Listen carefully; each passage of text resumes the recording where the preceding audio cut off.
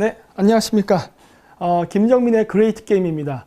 오늘은 제가 현재 한국에 없고 우즈베키스탄에 가 있는 관계로 녹화로 스트리밍 방송을 하게 됐습니다. 그래서 제가 이번에 준비를 하기가 좀 어려워서 가 있는 동안에 이슈랑 별로 상관이 없는 예전부터 말해왔던 매트릭스 그거를 이번에 찍고 가게 됐습니다. 그래서 저희가 일주일 동안 가 있어가지고 금요일날 가서 금요일날 오다 보니까 두 번 겹쳐서 제가 매트릭스를 2편에 걸쳐서 만들어서 녹화 방송을 하게 됐습니다. 그래서 오늘 제가 말할 거는 그 동심 파괴 매트릭스. 저는 항상 이 일반 사람들이 갖고 있는 낭만 혹은 어떤 환상을 깨는 것을 굉장히 좋아합니다. 그게 원래 제 습관이에요. 그래서 오늘은 매트릭스의 숨겨진 메시지라고 해가지고 한번 매트릭스를 한번 분석해 보도록 하겠습니다.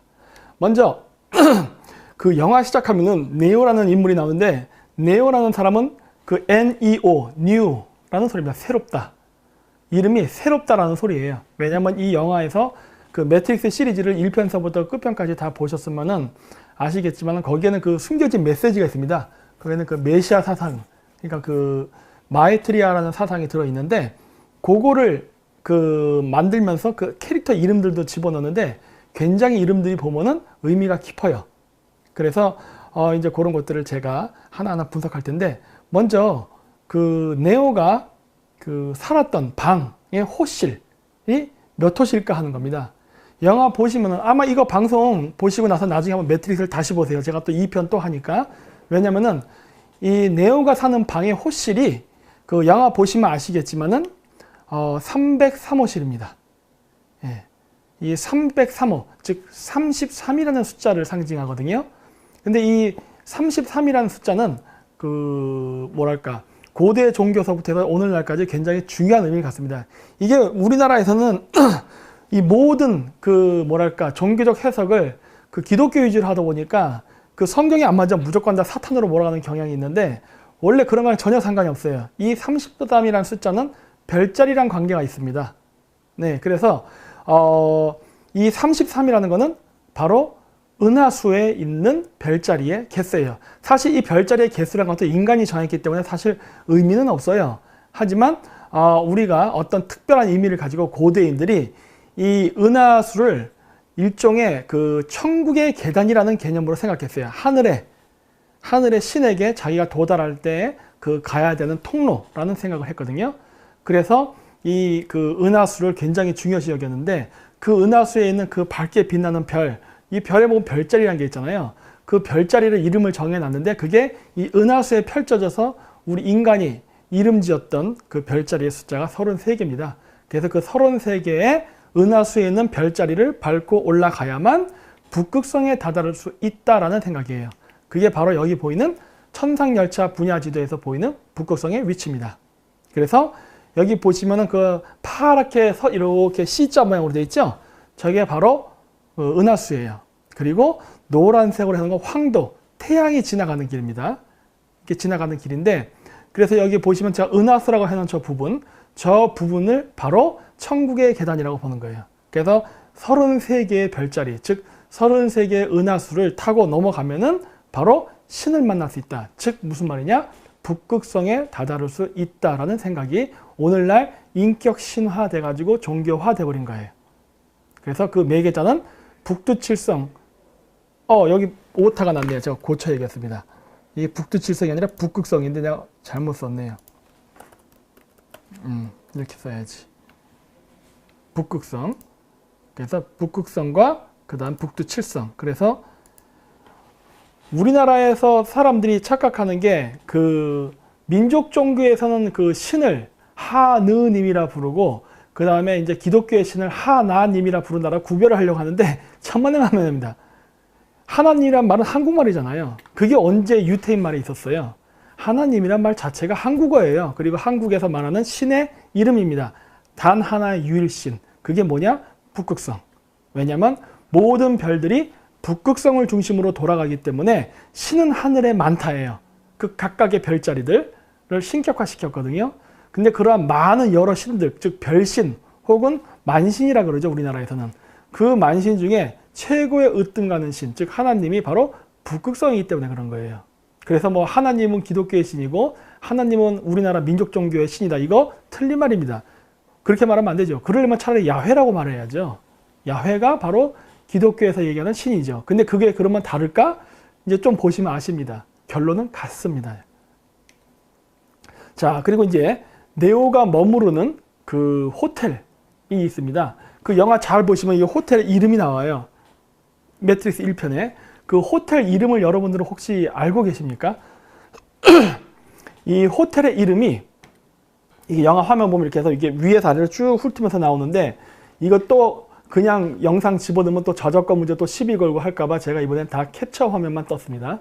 근데 이게 쭉 보시면 뭐라고 나오냐면, 이 이름이 Heart of the City 호텔입니다. 그러니까 도시의 심장, 호텔이라는 말이에요. 아, 이 문구 굉장히 의미가 깊죠. Heart of the City 호텔. 이 이름을 보는 순간 저는 감탄했어요. 아, 이건 뭔지 알겠다. 결론은 뭐냐? 네오는 물병자리 시대의 네오, 즉 메시아라는 소리예요. 이게 영화 첫 도입부부터 아예 암시적으로 나와요. 그래서 그 원래 별자리는 컨스텔레이션이라고도 하지만 영어로, 전문 용어로는, 하지만 일반적으로 말할 때는 별자리 할 때는 하우스라 그럽니다. 하우스, 집이라 그래요. 그러니까 이게 뭐예요? Heart of the City 호텔. 결국 호텔이란 건 뭐예요? 잠자는, 즉 하우스죠. 심장이 있는 하우스. 뭐예요? 사자자리란 소리입니다. 이렇게. 이 사자자리 별자리 중에 가장 밝게 빛나는 별을 레굴루스라고 하는데, 이 레굴루스라는 별이 바로 그 일반 민간 언어로 말할 때는 이걸 사자의 심장이라 그래요. 그래서 이렇게 보면은 심장 위치에 있죠. 그래서 사자의 심장이라는 별을 바로 레굴루스라고 합니다.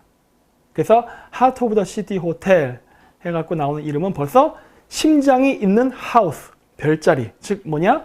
사자자리를 상징하는 레굴루스다라는 걸 알 수가 있어요. 그래서 이런 식으로 만든 건축물이 여러분들이 아시는 것 중에도 있어요. 그게 바로 이집트의 스핑크스입니다. 이 가운데가 볼록 튀어나왔죠? 이게 바로 심장을 상징하는 거예요. 스핑크스가 사자처럼 생겼잖아요.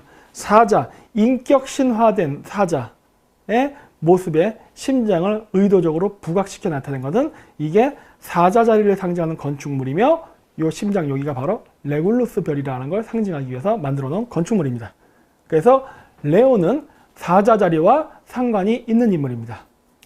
이 사자자리란 건 뭐냐면은 그 태양이 1년 동안 지나가는 별자리가 있습니다. 그걸 황도 12궁이라고 하는데, 대략 한 달에 한 개의 별자리를 지나요. 대략이에요, 대략. 약간 오차가 있습니다. 그래서 대략 한 달에 그 한 개의 별자리를 지나가는데, 그게 바로 12개의 별자리가 있어요. 1년은 12개월이잖아요. 그래서 12개의 별자리가 있는데, 이 12개의 별자리 중에 제가 여기 사자 그림 여기 있는 거 있죠? 여기 은하고 동 사이에 깜빡깜빡거리는 여기를 바로 사자자리라고 합니다. 이 사자자리가 중요한 이유는 무엇이냐? 그 고대 그 유목민족 종교관하고 관계가 있어요. 유목민족은 천성관임 사상이 있는데, 그 자신의 지도자는 하늘로부터 내려온다는 사상이 있어요. 요즘도 뭐 우리나라에서 그 맨날 대통령 선거 때만 되면 그 할머니들이 많이 말씀하시잖아요. 지도자는 하늘이 내주는 것이다. 뭐 이런 말 많이 하잖아요. 뭐 그런 식의 사상인데, 과거는 물고기 자리 시대였습니다. 그래서 물고기 자리 시대라는 거는 뭐냐면, 나중에 또 설명하겠지만은, 여기 보시면은 물고기 2마리가 있는 게 있어요. 이 물고기 자리 시대를 하는데, 이 물고기 자리 시대에 는 AD 1년서부터 AD 2160년, 현재 우리가 살고 있는 시대예요. 실질적으로는 2160년이 아니라 2018년을 기점으로 해서 이제 물병자리도 같이 시작됐어요. 이게 겹쳤어요. 왜냐면 이 별자리라는 게 우리가 생각하는 것처럼 뭐 격자로 짜맞든지 뭐 정확하게 12등분 돼 있고 이런 게 아니잖아요. 삐뚤빼뚤 아닙니까? 원래 자연 상태는. 그래서 이게 별자리가 겹쳐요. 그래서 지금은 사실은 물고기 자리와 물병자리가 겹쳐서 시작되는, 어쨌든 물병자리가 시작되는 시점이 2018년부터예요. 그래서 2019년부터는 물병자리입니다. 이제. 근데 이 물고기 자리 시대에 해당하는 과거 1년 전까지 시대에는 고대 유목민족들이 자신의 그 지도자들이 하늘의 기운을 받고 태어난다고 믿었는데, 그때 누구의 기운을 받고 태어나냐? 반대편 별자리의 기운을 받고 태어난다고 믿었어요. 물고기 자리의 반대편 별자리인 처녀자리. 그래서 처녀 자리의 기운을 받고 태어난다고 믿었습니다. 그래서 유라시아의 위대한 왕들, 종교 계급 제사장들은 죄다 처녀 수태입니다. 왜냐? 바로 버거라는 처녀 별자리에 영향을 받아서 태어난다고 믿었기 때문에. 그리고 지금은 물병 자리이기 때문에 물병 자리는 바로 반대편 별자리가 사자 자리예요. 그래서 사자 자리의 기운을 받아 태어난다고 믿습니다. 근데 매트릭스 영화의 영화 주인공인 네오가 사는 그 호텔의 이름이 하트 오브 더 시티 호텔. 그래서 사자 자리의 레굴루스, 심장 자리를 상징하는 그러한 의미를 갖고 있는 걸로 봐서 네오, 즉 새로운 태양에 해당하는 메시아는 사자 자리와 관련이 있다라는 게 암시되어 있죠. 고로 무슨 말이냐? 물병자리 시대의 새로운 메시아 혹은 지도자라는 의미를 이 영화에서 포함하고 있습니다. 그래서 매트릭스 영화 초반에 이제 보면 트리니티를 만납니다. 이 여자죠. 이 트리니티도 나오는데 여기 보면 이 캐릭터들이 전반적으로 다 검정색 옷을 입고 나옵니다. 아마 그거 눈치채셨을 거예요. 매트릭스에 나오는 주요 캐릭터들은 전부 검은 옷을 입고 있습니다. 근데 이것도 마찬가지로 고대 그 시베리아 샤머니즘하고 굉장히 관련이 깊어요. 근데 여기 보시면은 이 매트릭스에 나오는 이 여자들의 이 모습들, 그 다음 그 뭐 모피우스라든가 이런 사람들 보면은 검은 옷인데 이게 다 까마귀랑 관계가 깊습니다. 까마귀. 왜냐면은 고대 샤먼들은 하늘의 메시지를 받아서 전파하는 전령, 즉 전도사를 까마귀라고 생각했어요. 그래서 고대인들은 까마귀를 매우 신성시 여겼습니다. 그래서 지금도 몽골 샤먼들이 이렇게 신탁을 하고 날 때 쓰는 머리의 모자에는 까마귀 깃털을 많이 꼽습니다. 그리고 고대는 머리에 이렇게 까마귀 미이라로 만들어서 모자를 쓰고 기도할 때 이렇게 뭐 하고 있어요. 그래서 뭐 자신의 영이 까마귀의 영을 타고 뭐 하늘로 올라가서 뭐 이렇게 신의 메시지를 받아온다 뭐 이런 개념으로 써서 까마귀가 매우 중요했습니다. 네. 그런데 여기서도 보면은 모피우스가 누굽니까? 일종의 어떤 메시지를 전달하는 전도사잖아요. 근데 그 사람도 마찬가지로 그래서 모피우스를 따르는 모든 무리들이 검은색 옷을 입죠. 즉 검은 사제예요. 이게 또 검다고 하니까 또 나쁜 거 이렇게 생각하면 안 됩니다. 왜냐? 원래 고대 종교의 종교관은 선악론이 아닌 양비론입니다. 서로가 다름이지 좋고 나쁨이 아니에요. 다름이에요. 다름. 남자, 여자, 양 이런 식이에요. 그럼 남자는 선이고 여자가 악인가? 이런 개념이 아니라니까요. 그냥 서로 다름이에요. 예. 그래서 검은 사제라는 건 바로 그러한 하늘로부터 메시지를 전하는 그러한 사람들을 그렇게 불렀어요. 왜? 그러면 그렇게 검은이라는 뜻이 들어갔느냐? 바로 태양 속의 새는 까마귀라는 생각을 가졌거든요. 그래서 이 새가 태양과 인간을 왔다 갔다 하는 새는 태양에 새카맣게 따서 까매졌다고 생각했기 때문에 바로 신의 전령이라는 의미로서 검은색 까마귀를 숭상했던 것입니다. 그게 나중에 가면 이제 여러 가지로 변합니다. 왜냐하면 유목민족이 여러 지역에 흩어져서 살았기 때문에 자기가 사는 지역에서 흔하게 볼 수 있는 새를 기준으로 하다 보니까 나중에는 까마귀, 비둘기, 제비, 까치, 거위, 백조 등등으로 여러 가지로 변해요. 그냥 그래서 쉽게 얘기하면 조류다라고 이게 정의 내릴 수가 있어요. 그래서 어쨌든 새가 인간과 신을 연결하는 매개자라는 그러한 그 의미를 가지고 있고, 그래서 모피우스가 네오라는 그 주인공 캐릭터를 각성시키기 위해서 직접 나타나죠.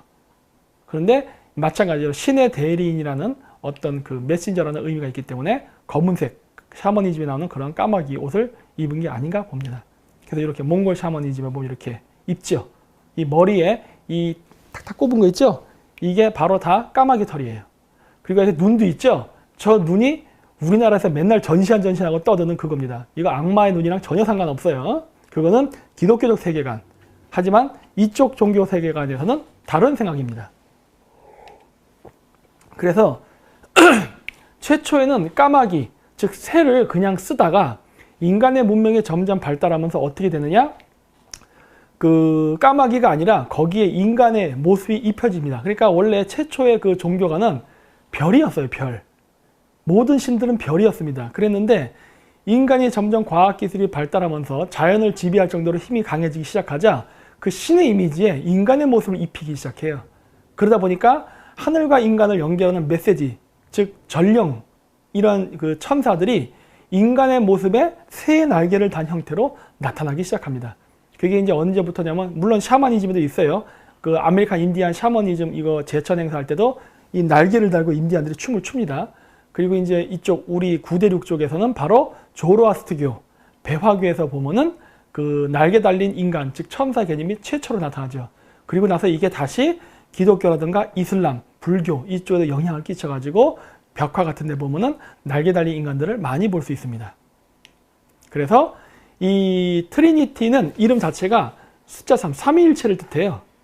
그러면 이거는 뭐와 관련이 있느냐? 이 트리니티는 바로 그 삼신 할머니랑 관계가 있습니다. 우리가 마고라고 하죠. 동양에서는. 그런 거랑 관계가 있는데 이 삼신 할머니라는 말은 쓰지만 삼신 할아버지라는 말은 쓰지 않아요. 왜냐하면 북극성은 생명 창조와 관련이 있기 때문에 북극성의 별은 여성성을 가집니다. 근데 우리가 그 우주를 볼 때 이 북극성을 중심으로 모든 별이 이렇게 돌잖아요. 근데 고대인들은 그 하늘의 천문을 보면서 일종의 구역을 정했어요. 그랬는데 북극성이 있는 자미연을 중심으로 태미연과 천시연에서 3등분을 합니다. 우주를 3등분을 해서 봐요. 그래서 그러한 개념으로 봐가지고 이 트리니티라는 개념도 그와 연계돼서 같이 만들어진 게 아닌가라고 봐요. 그리고 또 하나의 설은 뭐냐? 그 최고의 신이라 생각할 수 있는 움직이지 않는 별, 즉 북극성을 최고의 하나님으로 보고 그거를 그 호위하는 양쪽에 두 개의 신, 바로 태양과 달, 그래서 삼신이라는 개념도 있습니다. 그래서 이렇게 여러 가지 개념이 있는 이유는 그게 우리가 그 프랙탈 이론처럼 무한 확대, 무한 축소로 같은 개념이 계속 점진적으로 확장과 축소를 한다고 믿기 때문에 이런 개념, 그 삼수의 개념은 계속 나옵니다. 근데 이 삼신에 대한 개념은 여기 보시면 아시겠지만은 이렇게 서양에도 이렇게 있어요. 여기 우리나라에서 마고라고 부르는 신, 즉 북극성 신은 러시아에서는 마코시라고 합니다. 마고예요, 마고. 쉬가 붙는 거는 원래 그 한국말로 하면 할매 정도로 이렇게 약간 좀 애칭으로 부를 때 쉬라는 걸 붙이거든요. 근데 그 러시아의 마코시라는 신도 아이의 출산을 관장하고 3명의 할머니로 묘사합니다. 그러니까 삼신이에요. 그래. 그리고 여기 보시면 옷감, 이 줄을 잡고 있죠. 이게 옷감을 뜨고 있는 모습이거든요. 그래서 옷감을 짜는 여신이라는 의미입니다. 그 동양에서 얘기하는 마고성이라는 그 동양 첨언의 별자리는요. 오늘날 서양의 별자리라면 베가라는 별로 그게 직녀성입니다. 직녀가 뭐예요? 옷감을 짜는 여자. 예. 그게 12,000년 전에는 북극성이었거든요. 12,000년 전에는. 그래서 12,000년 전에 직녀성, 즉 베가는 생명을 창조하는 걸 관장하고 그리고 옷감을 짜는 역할을 한다고 믿었고 그 삼신의 개념으로 있었습니다. 똑같죠. 그래서 동양 천문에 이렇게 나오는 자미연, 태미연, 천시원 하고 이 개념으로 있어요. 그래서 실질적으로 이 매트릭스 1탄에서 네오가 죽었을 때 스미스 요원한테 네오를 트리니티가 살려줍니다. 예. 그 키스를 하면서, 즉 숨결을 부려 넣으면서 심장을 이렇게 탁탁 해갖고 살려내죠. 그래서 생명을 부여해주는 자, 즉 트리니티죠. 마고 할매죠. 예. 그리고 이제 매트릭스 영화를 보면 특징이 뭐냐면 모든 영화의 시작이 네오가 잠에서 깨어나는 걸로 시작합니다. 전부 다 자고 있다가 일어나는 걸로 시작해요. 나중에 한번 잘 보세요. 그래서 그 매트릭스 영화의 그 전반적인 흐름은 바로 각성을 많이 이야기합니다. 깨어나라, 즉 깨달아라 뭐 이런 식으로 그런 의미가 함축적으로 포함되어 있는데 그래서 이렇게 이건 매트릭스 1탄에서 나오는 거예요. 그래서 이거 말고도 뭐 레볼루션, 리로디드 뭐 이런 것들에도 보면 다 네오가 자다 일어나는 걸로 나와요. 그래서 이렇게 보면 1탄에서도 이렇게 일어나라 네오 뭐 이런 식으로 얘기하죠. 그리고 뭐 넌 매트릭스에 잡혔다 뭐 이런 식으로 메시지가 나오면서 흰 토끼를 쫓아라 라는 메시지가 나와요. 이 흰 토끼라는 메시지가 굉장히 많이 나옵니다. 이게 매트릭스에만 나오는 게 아니에요. 여러분 혹시 그 노잉이라는 영화 보셨어요? KNOWING, 노잉이라는 그 영화가 있는데 그게 뭐냐면 지구가 종말을 다가왔을 때 외계인들이 그 특별히 선발된 남자아이와 여자아이를 데려다가 인간이 살 수 있는 다른 별로 이주시켜서 다시 인류를 종속시킨다는 그런 영화인데 거기도 보면 영화의 시작과 끝에 토끼가 나옵니다. 예. 그래서 토끼가 여러 번 나와요. 그거 말고도 또 여러 영화에서 많이 나오는데 이 토끼가 상징하는 바가 있어요. 그리고 이제 그 토끼로 많이 유명한 게 바로 이상한 나라의 앨리스죠. 이상한 나라의 앨리스 영화 그 애니메이션이죠. 그거 보면은 앨리스라는 여자애가 그 토끼를 보고 쫓아가다가 어떤 토굴에 들어갔다가 어떤 이상적인 어떤 그 환상의 세계 뭐 그런 걸 본다는 그런 주제잖아요.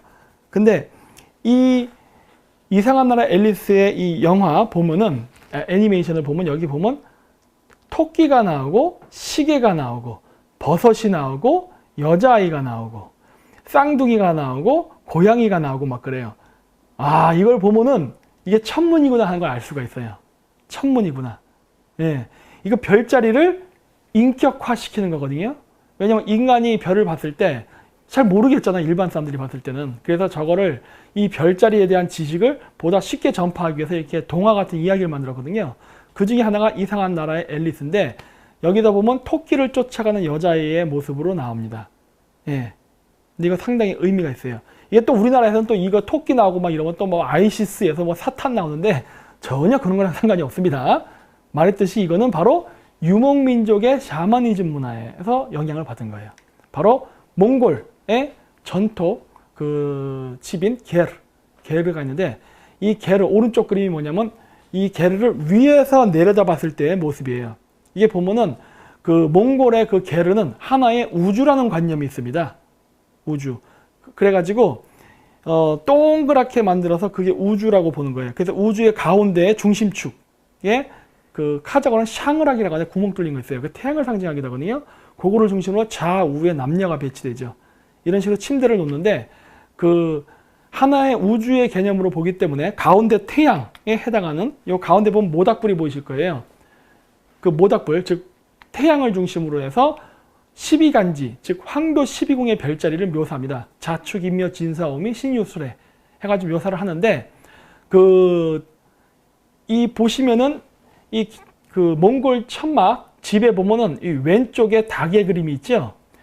여기가 바로 정서 방향인데 여기는 남자가 자는 침대입니다. 그리고 이 오른쪽에 토끼가 그려져 있죠. 깜빡깜빡 제가 표시해놨는데 이쪽 오른쪽 침대가 바로 그 여자가 자는 침대예요. 여기가 묘, 즉 토끼의 자리입니다. 자축인묘, 정동 방향이에요.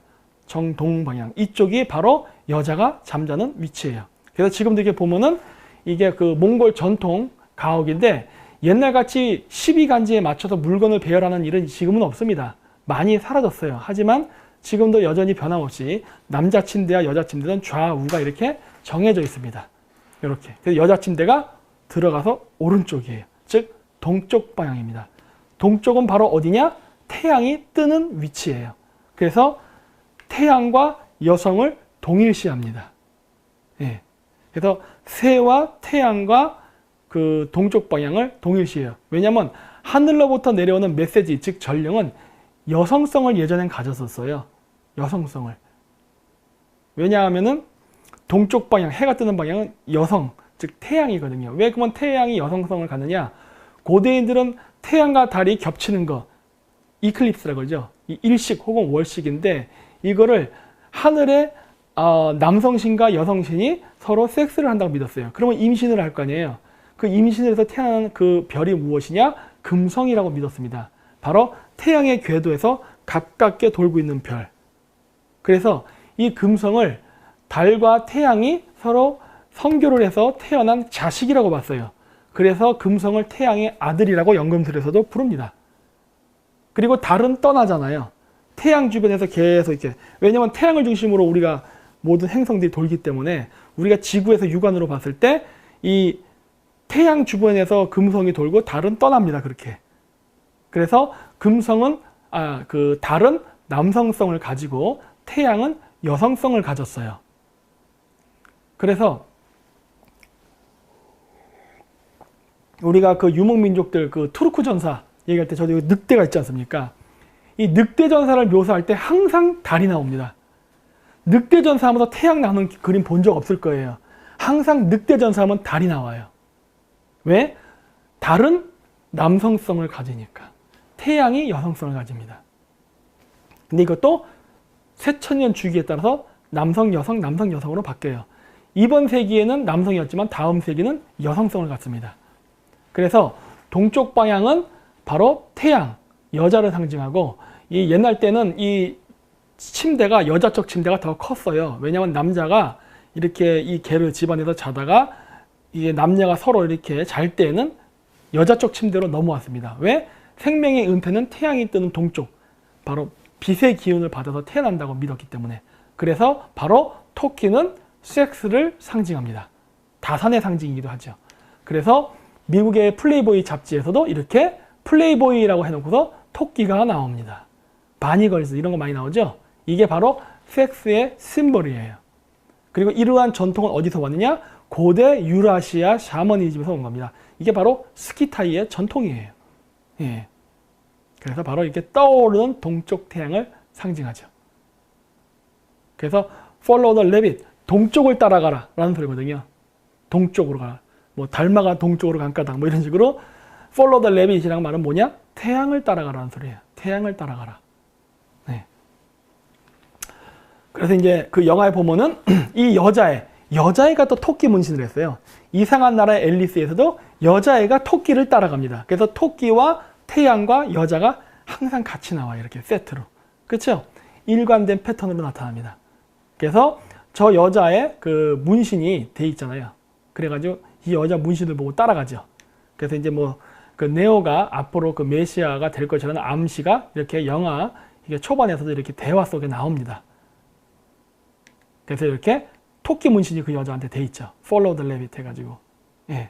근데 이게 참 신기한 게 뭐냐면은 그 제가 몽골에 있을 때 그 몽골 샤먼들이 그 접신을 할 때, 그러니까 몽골에서는 보통 접신을 어떤 식으로 하냐 그러면 그 개념이 한국하고 조금 다른 것 같아요. 왜냐면 우리나라에서 접신을 한다 그럴 때는 말 그대로 그 신이 그 무당 몸에 들어온다고 얘기를 하는데, 몽골 샤머니즘에서는 뭐라고 얘기하냐? 저 북쪽 사람들은 자기의 영이랑 그 신의 영혼이 서로 바뀐다는 얘기를 합니다. 체인지 안 돼요. 뭐 그런 식으로 얘기를 하는데, 예전에 그래서 내가 그 몽골 샤먼한테 인터뷰를 한 적이 있어요.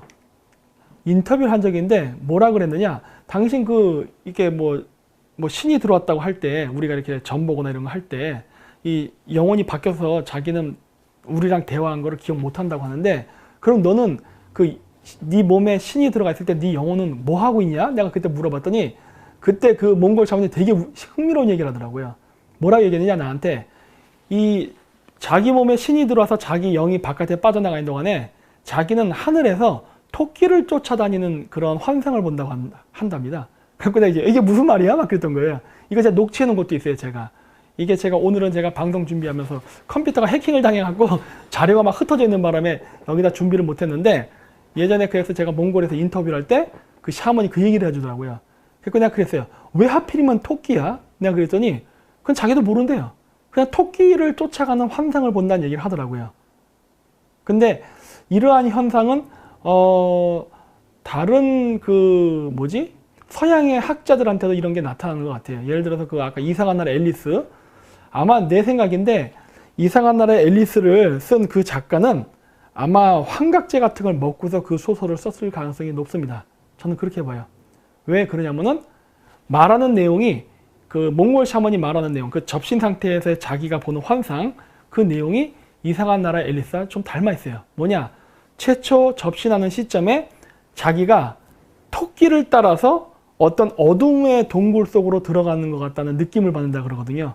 근데 이상한 나라 앨리스에서 똑같은 이야기가 첫 부분에 나오잖아요. 토끼를 따라서 나무 속 동굴로 한없이 빠져서 딱 들어갔더니 거기 원더월드였나? 어떤 이상한 그 세계가 펼쳐지는 걸 본다고 하잖아요. 일종의 환상이죠. 근데 그런 내용들의 전체적인 이야기가 매우 닮아 있습니다. 그래서 저는 아마 그 작가가 그 시베리아 샤먼들이 신탁을 할 때 쓰는 그런 약, 환각물질이거든요. 그런 걸 먹고 소설을 쓴 게 아닌가 봐요. 뭐 요즘도 보니까 버닝썬 사건에서도 보듯이 연예인들 뭐 엄청나게 그거 마약 따고 대마초 하잖아요. 원래 사주팔자가 연예인과 무당은 똑같습니다. 예, 둘은 팔자가 같아요.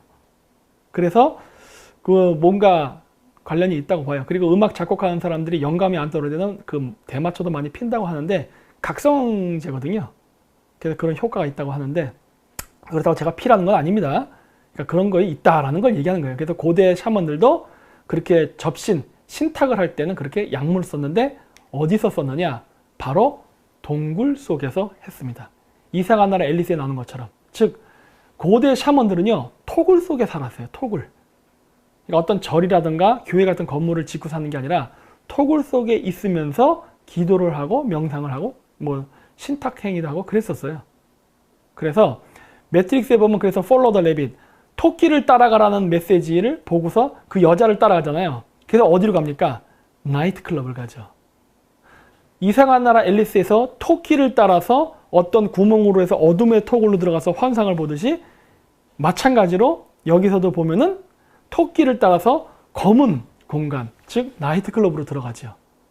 예. 그래서 이런 것들이 바로 고대 샤먼 그런 것과 닮아 있다는 게 보입니다. 닮은 게 아니라 아마 거기서 벤치마킹을 했을 겁니다. 그래서 요거는 영상은 내가 보여드리지 않을게요. 이게 아메리칸 인디안 그 영화의 일부인데 이게 뭐냐면은 동굴이에요. 시커멓죠? 이 동굴입니다. 이 동굴에서 어떤 그 메시지를 그 조상을 만나기 위해서라는 경우도 있고 뭐 이렇게 한다고 하는데 그때 특정 환각 물질을 마시고 토굴 속에서 기도를 하는 그러한 풍습이에요. 그래서 이거는 뭐 전 세계적으로 고대 샤머니즘이 그 일반화되어 있던 시대에는 이게 다 있었어요. 동서양 어디나 다 있었어요. 아메리카 인디아도 다 있었고. 그래서 이렇게 동굴 속에서 환각 물질을 마시고 기도하는 그러한 풍습이 있었습니다. 그래서 요 왼쪽에 보면 이게 페르세우스라는 영화인데 거기서 보면 페르세우스가 메두사를 죽이러 갔을 때 바로 간 곳이 어두운 동굴입니다. 그 동굴에 그 뱀의 모습을 한 메두사가 있고 그 메두사의 목을 치는 그러한 신화가 나오죠.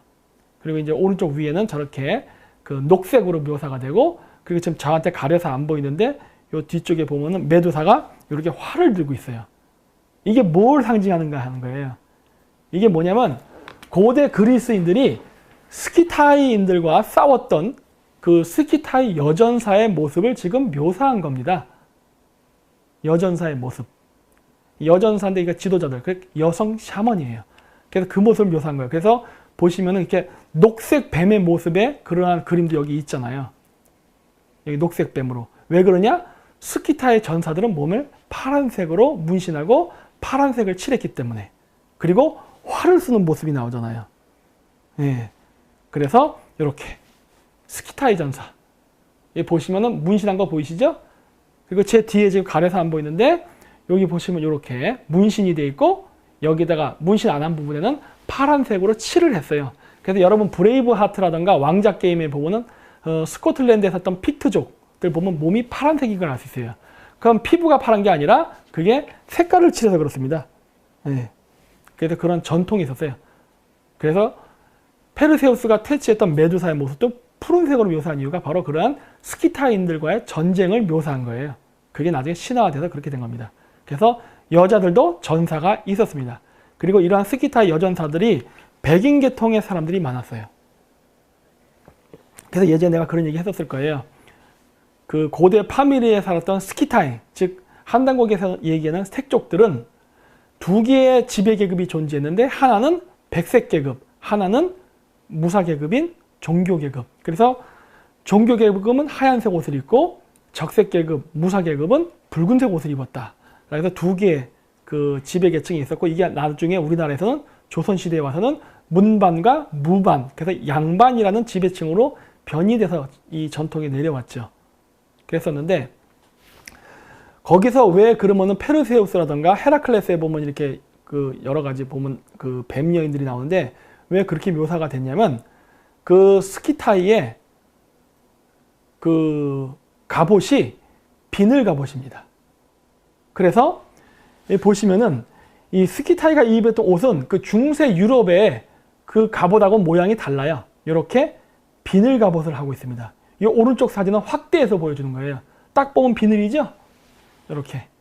그래서 저런 비늘 갑옷을 입고 있었기 때문에 고대인들이 그 동굴 속에 사는 여자 샤먼, 즉 여자 지도자죠,를 바로 하체는 뱀, 위에는 인간이 여인이라고 착각하게 된 거예요. 거기다 몸에 파란색 칠까지 했으니 아까 앞쪽에서 보여드렸던 푸른 메두사, 이런 개념의 전설이 나오게 된 겁니다.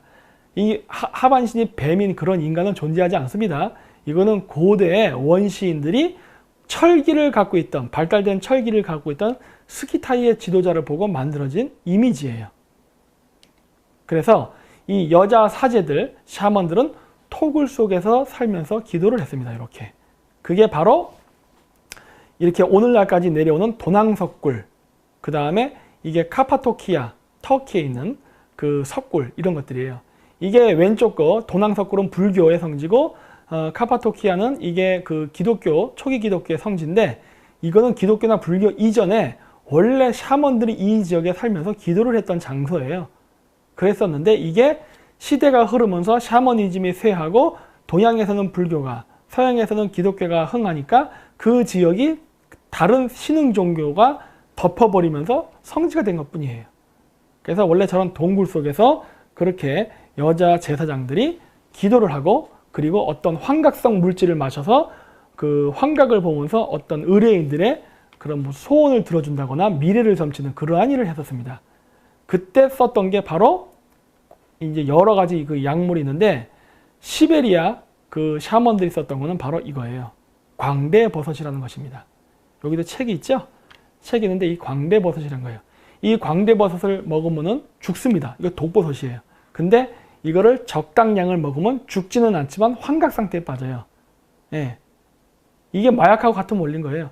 마약도 마찬가지거든요. 마약도 조금 먹어야지 많이 먹으면 죽어요. 근데 약간 하면 환각물, 이게 환각 그런 작용이 일어나게 돼요. 그 왜 그러느냐? 죽기 직전의 상태까지 가는 거예요.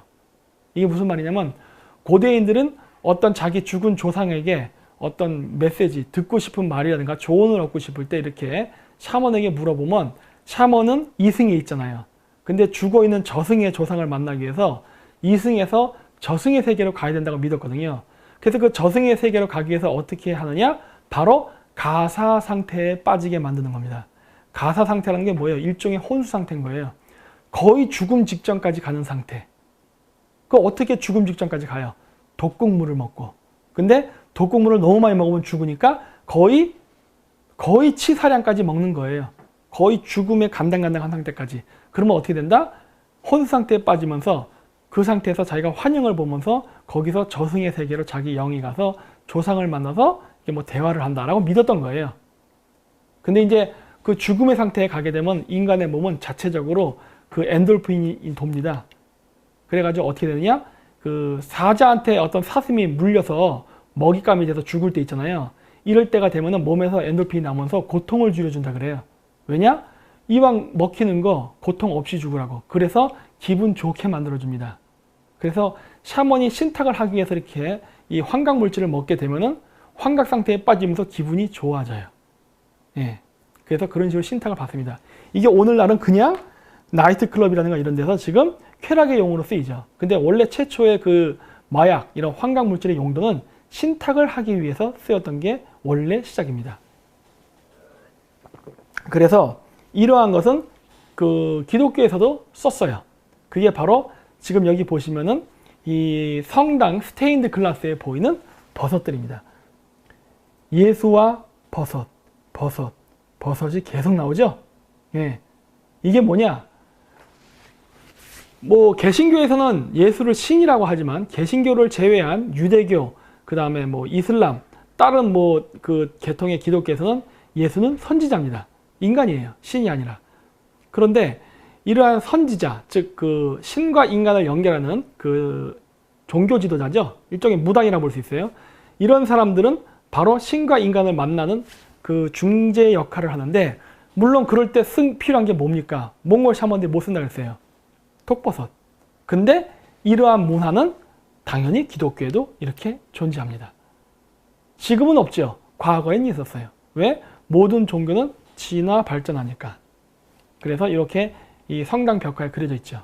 그래서 이러한 전통은 굉장히 오래됐어요. 기독교 이전부터 했던 이러한 그 고대 그 그리스라던가, 그 다음에 이게 몽골 샤먼입니다. 이것도 그리스예요. 이런 식으로. 그리고 심지어 바티칸의 추기경의 의상에까지 그 영향을 끼쳤죠. 왜? 독버섯이야말로 인간과 신을 연결하는 매개자의 역할을 한다고 믿었거든요. 그러니까 추기경이 어떻게 옷을 입는 거예요?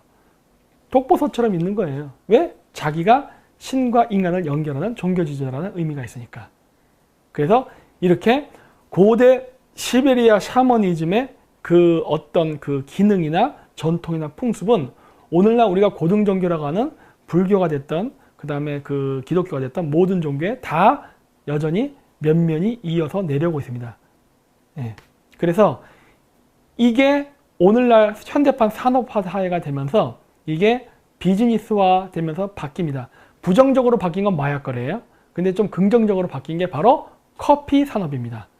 스타벅스 로고 마크가 저게 사이렌이라는 그 여신이에요. 하반신은 물고기, 위에는 인간 여인의 모습. 이제 여러분 제가 이 모습을 보여주면은 이게 결코 인어가 아니라는 걸 인지하실 수 있을 겁니다. 바로 중앙아시아에 살던 스키타이 여전사의 모습이에요. 즉 여자 샤먼입니다. 여자 샤먼이 뭐 한다고 했어요? 토굴 속에서 기도를 하고 산다 그랬죠? 그래서 예전에 제 그 탱그리시나 역사 강의 들으신 분은 아실 거예요. 헤라클레스가 스키타이의 영역인 동쪽의 땅으로 왔을 때 어떤 토굴에 들어갔더니 하반신은 뱀의 모습을 하고 있고 상반신은 여자인 사람을 만났다라는 기록이 있다라는 게 있었잖아요. 헤로도토스에 있습니다. 그 역사라는 책에. 그런데 스타벅스가 왜 그런 사이렌이라는 마크를 차용했느냐? 여자 샤먼이 토굴에서 환각성 물질, 즉 각성제를 마시는 그런 일을 했었거든요. 그게 바로 우리가 오늘날 마시는 커피 문화예요. 그래서 카페는 어둡습니다. 뭐 요즘 카페는 밝은 데도 있어요. 하지만 옛날 전통적인 카페는 아늑한 분위기를 만든다 그래서 어둡게 인테리어를 합니다. 조명이 좀 어두워요. 지금 저희 사무실처럼 뭐 형광등 쓰고 이렇게 밝게 해갖고 막 커피를 마시지 않고 은은한 조명을 해갖고 커피를 마십니다. 왜? 커피도 일종의 각성제니까. 그래서 스타벅스가 바로 이런 고대 여자 샤먼들이 토굴에서 그 환각물질 먹고 이런 것들에 대한 각성제죠. 그런 전통을 오늘날 이렇게 음료 문화로 만든 게 커피 문화입니다. 그리고 전시안이 나오죠. 이 또 전시안 나오면 또 막 개거품 물고 난리가 나죠. 막 사탄의 눈이 나고. 하지만 전혀 그런 건 상관없습니다. 제 강의를 많이 보신 분들은 아실 거예요. 이 전시안이라는 것은 매트릭스 이제 영화에 나옵니다. 이 토굴에 들어갔더니 이제 트리니티가 접근을 해요. 그래가지고 이제 뭐 안녕 내어서 날 어떻게 알지? 그러니까 난 널 잘 알아. 그들이 널 보고 있어. 항상 주시하고 있다. 라는 이야기를 하면서 나오는데 이제 여기서 나오는 이 주시자들은 누구냐? 스미스 요원이죠. 그래서 나오는데 얘네들이 바로 우리가 오늘날 얘기하는 전시안이라는 개념의 이미지예요. 근데 이 전시안은요. 사탄의 상징하고는 전혀 상관이 없어요. 이거는 고대 이집트 신앙에도 나오고 우리나라에도 있습니다. 이게. 그리고 시베리아 샤머니즘에도 있고. 그래서 여기 보시면은 전시안이 일각에서는 이 문양이 사탕 숭배의 의미를 가지고 있다고 주장한다. 일부 몰지각한 문화 콘텐츠 제작자들에 의해 대중매체에서 무분별하게 사용되고 있다고 한다라고 하는데 뭐 많이 쓰여요. 많이 쓰입니다. 그래서 여기 저거 1달러 지폐, 피라미드에 있는 눈 저거 나오면 막 전시안 막 으아 하고 막 개거품 품는데 전혀 그런 거랑 상관없습니다. 이 바로 전시안이 무엇이냐? 북극성입니다. 자, 천문 들어볼게요. 이건 천상열차 분야지도, 우리나라에서 만든 거죠. 천상열차 분야지도인데 저 파랗게 칠해놓은 게 바로 은하수입니다. 은하수가 있고 은하수 위에는 북극성이 있다 했잖아요. 요 빨갛게 쳐놓은 게 바로 황도, 태양이 지나가는 길이에요. 그래서 은하수와 황도, 태양이 지나가는 길에는 저 두 개의 접점이 있습니다. 만나는 지점이 있어요. 그 부분을 하나는 골드 게이트, 하나는 실버 게이트라고 부르는데 그 가운데에 바로 북극성이 존재합니다. 여기에. 그래서 이 황도와 은하수가 지나가는 그 접합 부분의 이 모양이 이렇게 뭐랄까 다이아몬드? 어쨌든 기다란 타원형 모양을 하고 있죠. 그 가운데 북극성이 있어요. 그래서 눈처럼 보입니다. 그래서 이걸 전시안이라고 부르는 거예요. 그래서 여러분들 전시안을 묘사할 때는 눈을 두 개로 그리지 않습니다. 눈을 하나로 그립니다. 왜냐? 전시안은 곧 북극성이기 때문에. 왜냐? 낮에는 태양이 뜨고 밤에는 달이 뜹니다. 즉 밤에는 태양이 없고 낮에는 달이 없어요. 그래서 태양과 달은 반쪽씩밖에 볼 수가 없는 거예요. 하지만 북극성은요. 하늘에 계속 떠 있습니다. 그래서 여러분들이 북극성을 볼 수가 있어요. 물론 낮에는 태양빛이 강해서 북극성의 그 별이 안 보이지만 안 보인다 해서 안 떠 있는 게 아니라 항상 우리 머리 위에 떠 있어요. 밤에는 이제 어두우니까 잘 보이고, 그래서 우리를 365일 동안 주시하고 감시하는 별, 즉 전시하는 북극성을 상징합니다. 그래서 북극성을 상징할 때는 하나의 눈으로 묘사해요. 그래서 여러분 그 좋아하는 마블 있죠? 어벤져스. 거기에 보면은 그 오딘이란 신이 나오잖아요. 근데 오딘이란 신이 어떻게 나옵니까? 애꾸눈으로 나옵니다. 왜 애꾸눈이에요? 최고의 지도자, 아스가르드의 최고의 지도자, 유일한 하나의 신이죠. 하나님이죠. 그러니까 오딘이란 말이 뭡니까? 러시아 말로는 아진. 그래서 뭐야? 하나라는 말이에요. 오딘은 우크라이나로 숫자 1을 상징합니다. 그래서 오딘이란 말은 1, 즉 하나님이란 소리예요. 즉 북극성을 상징하죠. 그러다 보니까 눈을 하나로 묘사합니다. 그리고 나중에 오딘이 죽은 다음에 토르가 이제 그 계승을 하잖아요. 근데 그때쯤에 어떤 일이 발생합니까? 토르가 눈깔이 하나 날아가죠. 그래서 애꾸눈으로 나오기 시작해요. 왜? 오딘이 죽고 토르가 다음에 그 정권을 물려받고, 즉 그 다음에 하나님이 되니까 어떻게 돼요? 전시한, 즉 북극성을 상징하는 의미로서 눈이 하나 없는 애꾸눈으로 나오는 겁니다. 네? 이렇게 되는 거예요. 그래서 여러분들이 뭐 전시한 뭐 사탄하고 막 개거 품고 난리치고 인터넷에 막 악마의 뭐 어쩌고 해놓고서 헐리우드 마블 시리즈 하면 또 가서 헤헤 하고 보고 그래요. I love you 오딘 그러고. 난 그러면 이렇게 생각하는 거예요. 미쳤구나 해요. 이게 이거 같은 건데 왜 이거는 사탄이고 이거는 왜 아니지? 똑같은 건데? 이렇게 되는 거거든요. 그래서 그게 바로 원래는 별인데 이거를 인격 신화하면서 인간의 모습의 신으로 만들어진 거지, 원래 그게 신이 아니라니까요. 원래 고대인들이 생각했던 신의 모습은 별입니다. 별 그 자체예요. 그래서 이렇게 전시안을 이렇게 묘사하는 것 뿐인 거예요. 그래서 감시의 별이라고 그러죠. 그래서 이 북극성, 즉 이 하나로 빚은 하나님이라는 별은 이 천문적 의미로도 창조와 파괴를 동시에 주관한다고 믿어요. 이 개념은 마찬가지로 기독교에도 있고 당연히 힌두교 종교에도 있습니다. 힌두교에서 최고의 신이 브라흐마입니다. 즉 우주 그 자체예요. 야훼죠, 야훼. 야훼가 뭐예요? 우주. 네, 우주거든요, 우주. 그런데 이 브라흐마라는 신은 세 개의 신의 개념으로 나뉩니다. 그게 바로 파괴의 신인 시바와 창조, 평화의 신인 비신으로 나뉘어져요.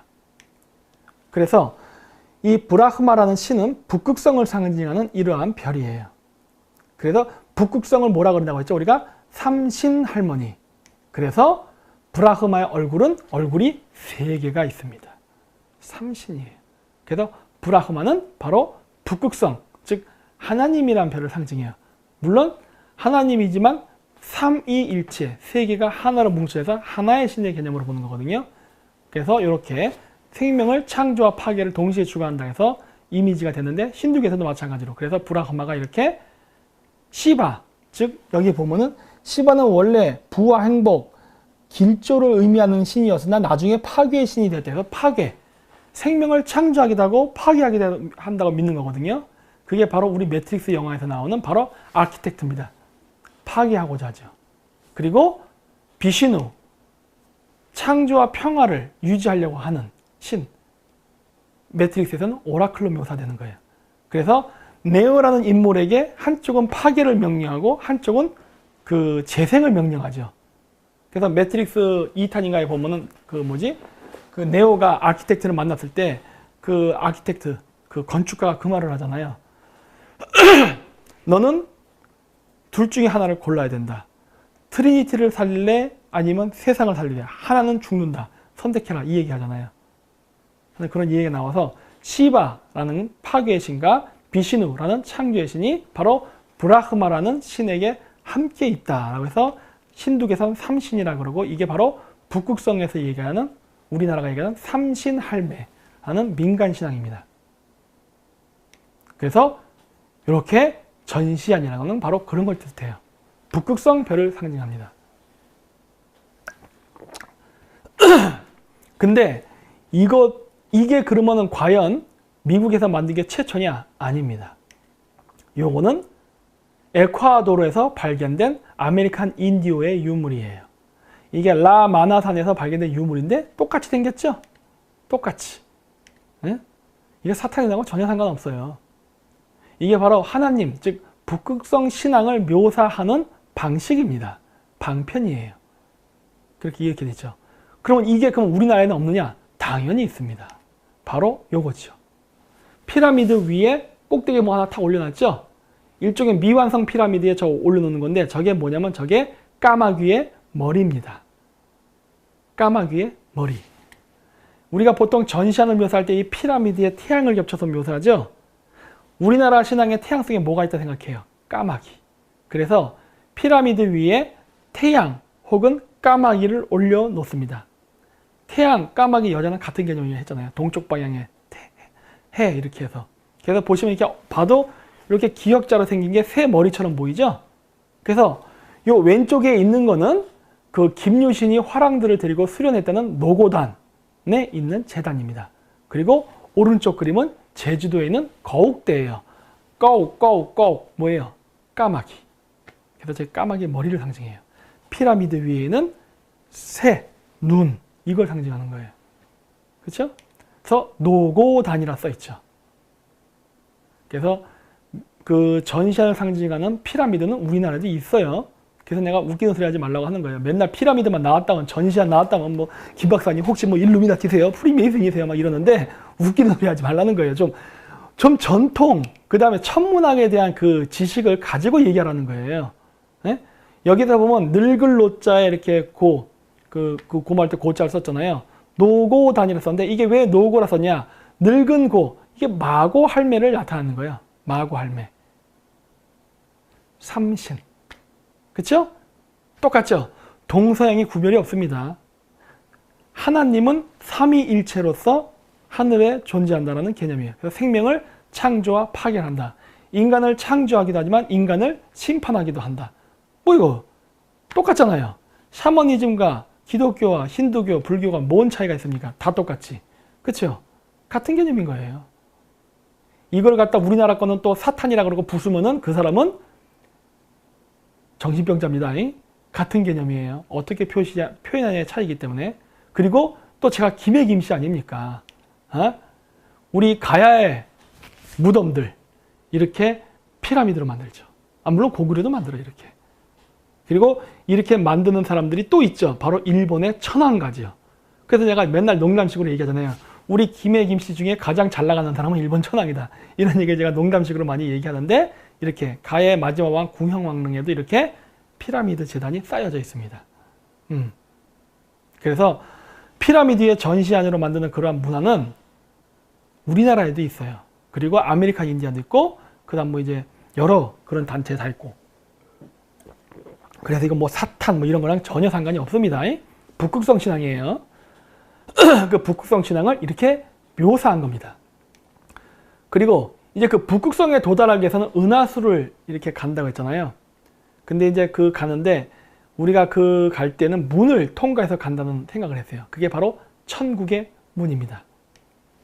매트릭스 2탄 리로디든가 거기에 보면 이렇게 문이 나와요. 영화 보신 분들은 아실 거예요. 이 문을 열면 다른 세계가 나타납니다. 막.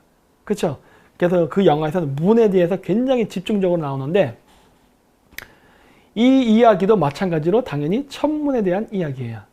그러니까 고대의 별을 신으로 생각했던 신의 세계로 생각했던 그 천문 사상.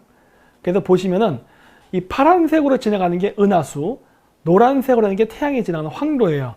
이 두 군데가 이렇게 붙어 있죠? 이 두 원이 이렇게 만날 때 교차되잖아요. 만나는 지점.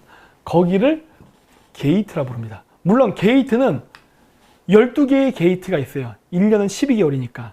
그리고 봄, 여름, 가을, 겨울을 나누는 4개의 게이트가 있습니다. 그게 사자, 황소, 정갈, 물병자리예요. 이렇게 있어요. 이런 게이트들이 있는데 그 중에 가장 중요하게 여기는 게이트가 바로 접합되는 두 지점, 즉 골드 게이트와 실버 게이트입니다. 그게 일본 신토에서는 이렇게 묘사되죠. 또 북두칠성. 아이고 내가 한번 복사한 거를 계속 썼더니 여기서 이렇게 북두칠성이라 나오네요. 네. 미리 바꿔놔야지 안 그러면 또 다음번에 강의할 때 또 실수해요. 그래서 이렇게 일본 신사를 가면은 도리라는 게 있어요. 도리, 새 아닙니까? 이 새가 있는 곳, 즉 신사예요. 근데 여기서도 보면 일본 도리 중에 바다에 있는 도리가 있습니다. 요 밑에 보시면 여기 바다예요.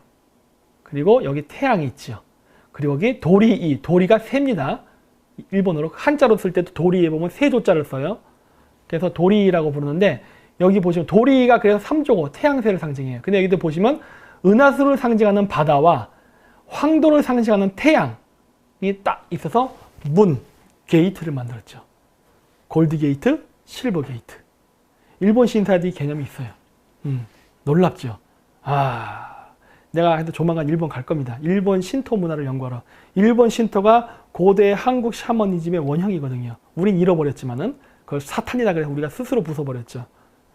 그래서 이렇게 그 은하수를 타고 북극성으로 간다는 믿음이 있어요. 아까 얘기했죠? 그래서 이건 참고로 얘기하는 건데, 그래서 우리가 그 신의 이미지라는 거는 그 별자리랑 관계가 있다는 얘기를 많이 했지 않습니까? 그런데 지구가 이렇게 자전을 할 때 그 별이 보이는데 북극성 별이 안 움직인다고 했지만 움직입니다. 천천히 움직여요. 북극성을 결정하는 별은 크게는 5개, 크게는 6개 혹은 5개로 이게 정의를 내리는데 그 별이 지금의 곰자리, 그리고 앞으로 있을 세페우스, 백조자리, 직녀성, 용자리예요.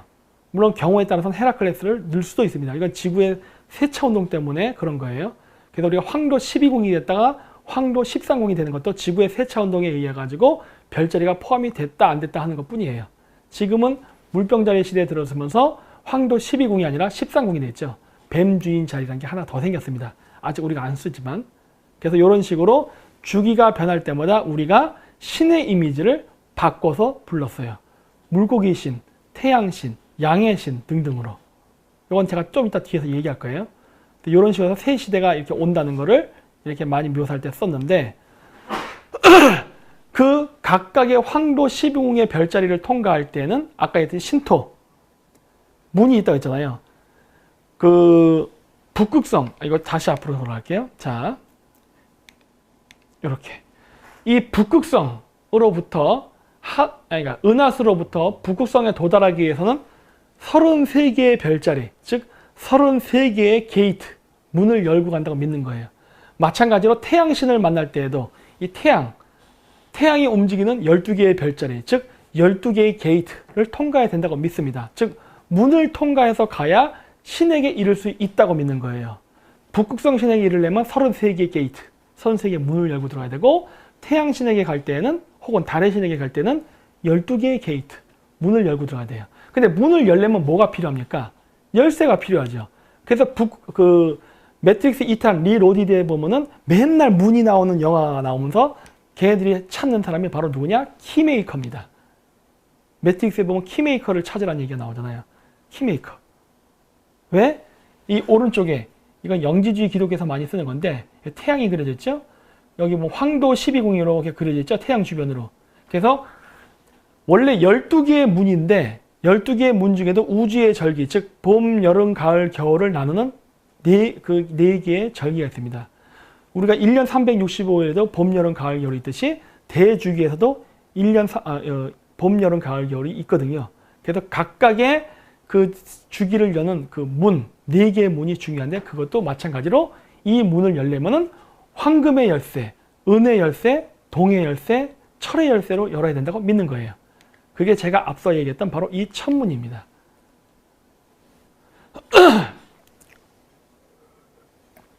그래서 우리가 살고 있는 인간의 시대는 지금으로부터 약 12,000년 전 북극성이 베가라고 써있을 때, 여기 내가 노란색으로 칠했죠? 그때를 우리는 황금시대라 불렀어요. 그 이후부터 북극성이 점진적으로 용의 자리, 뭐 곰의 자리 이렇게 이동을 해갖고 이렇게 가는데, 그래서 우리가 그 절기를 할 때 금, 은, 동철, 금, 은, 동철 이렇게 나옵니다. 봄, 여름, 가을, 겨울, 봄, 여름, 가을, 겨울. 지금은 철의 시대예요. 그래서 고구려의 국호가 최초로 건국했을 때 다물이었습니다. 그게 다물을 또 우리나라 역사학자들은 뭐 과거의 영토를 되찾는다, 따먹는다 뭐 이런 식으로 막 한국말을 갖다 붙이는데 아닙니다. 연호는 말 그대로 천문과 관련된 거예요. 그렇기 때문에 연호는 천문학적 의미에서 붙입니다. 다물은 몽골어의 쇠를 상징하는 투무르, 그 다음에 투르크어로 쇠를 말하는 티무르에서 온 단어예요. 그거의 음차로 쓴 한자 문자가 다물입니다. 그래서 다물이란 말은 티무르, 즉 철을 상징해요. 그럼 왜 고구려가 개국을 하면서 철이란 단어를 연호로 썼느냐? 고구려가 존재했던 시대가 철의 시대, 물고기 자리 시대 아닙니까? 지금서부터는 물병자리 시대로 넘어가면서 이제 황금 시대, 즉 골든 에이지로 넘어가고 있는 거거든요. 그러니까 이제 철의 시대가 끝내고 황금의 시대가 오는 거죠. 그래서 그런 식으로 말을 하는 겁니다. 말을. 근데 이게 후세 사람들은 원래 천문에서 비롯됐다는 이 의미를 잊어버리고 이거를 인격신이라던가 이런 걸로 우상 숭배화해갖고 지금 왜곡이 됐죠. 하지만 원래는 그런 의미가 아니에요.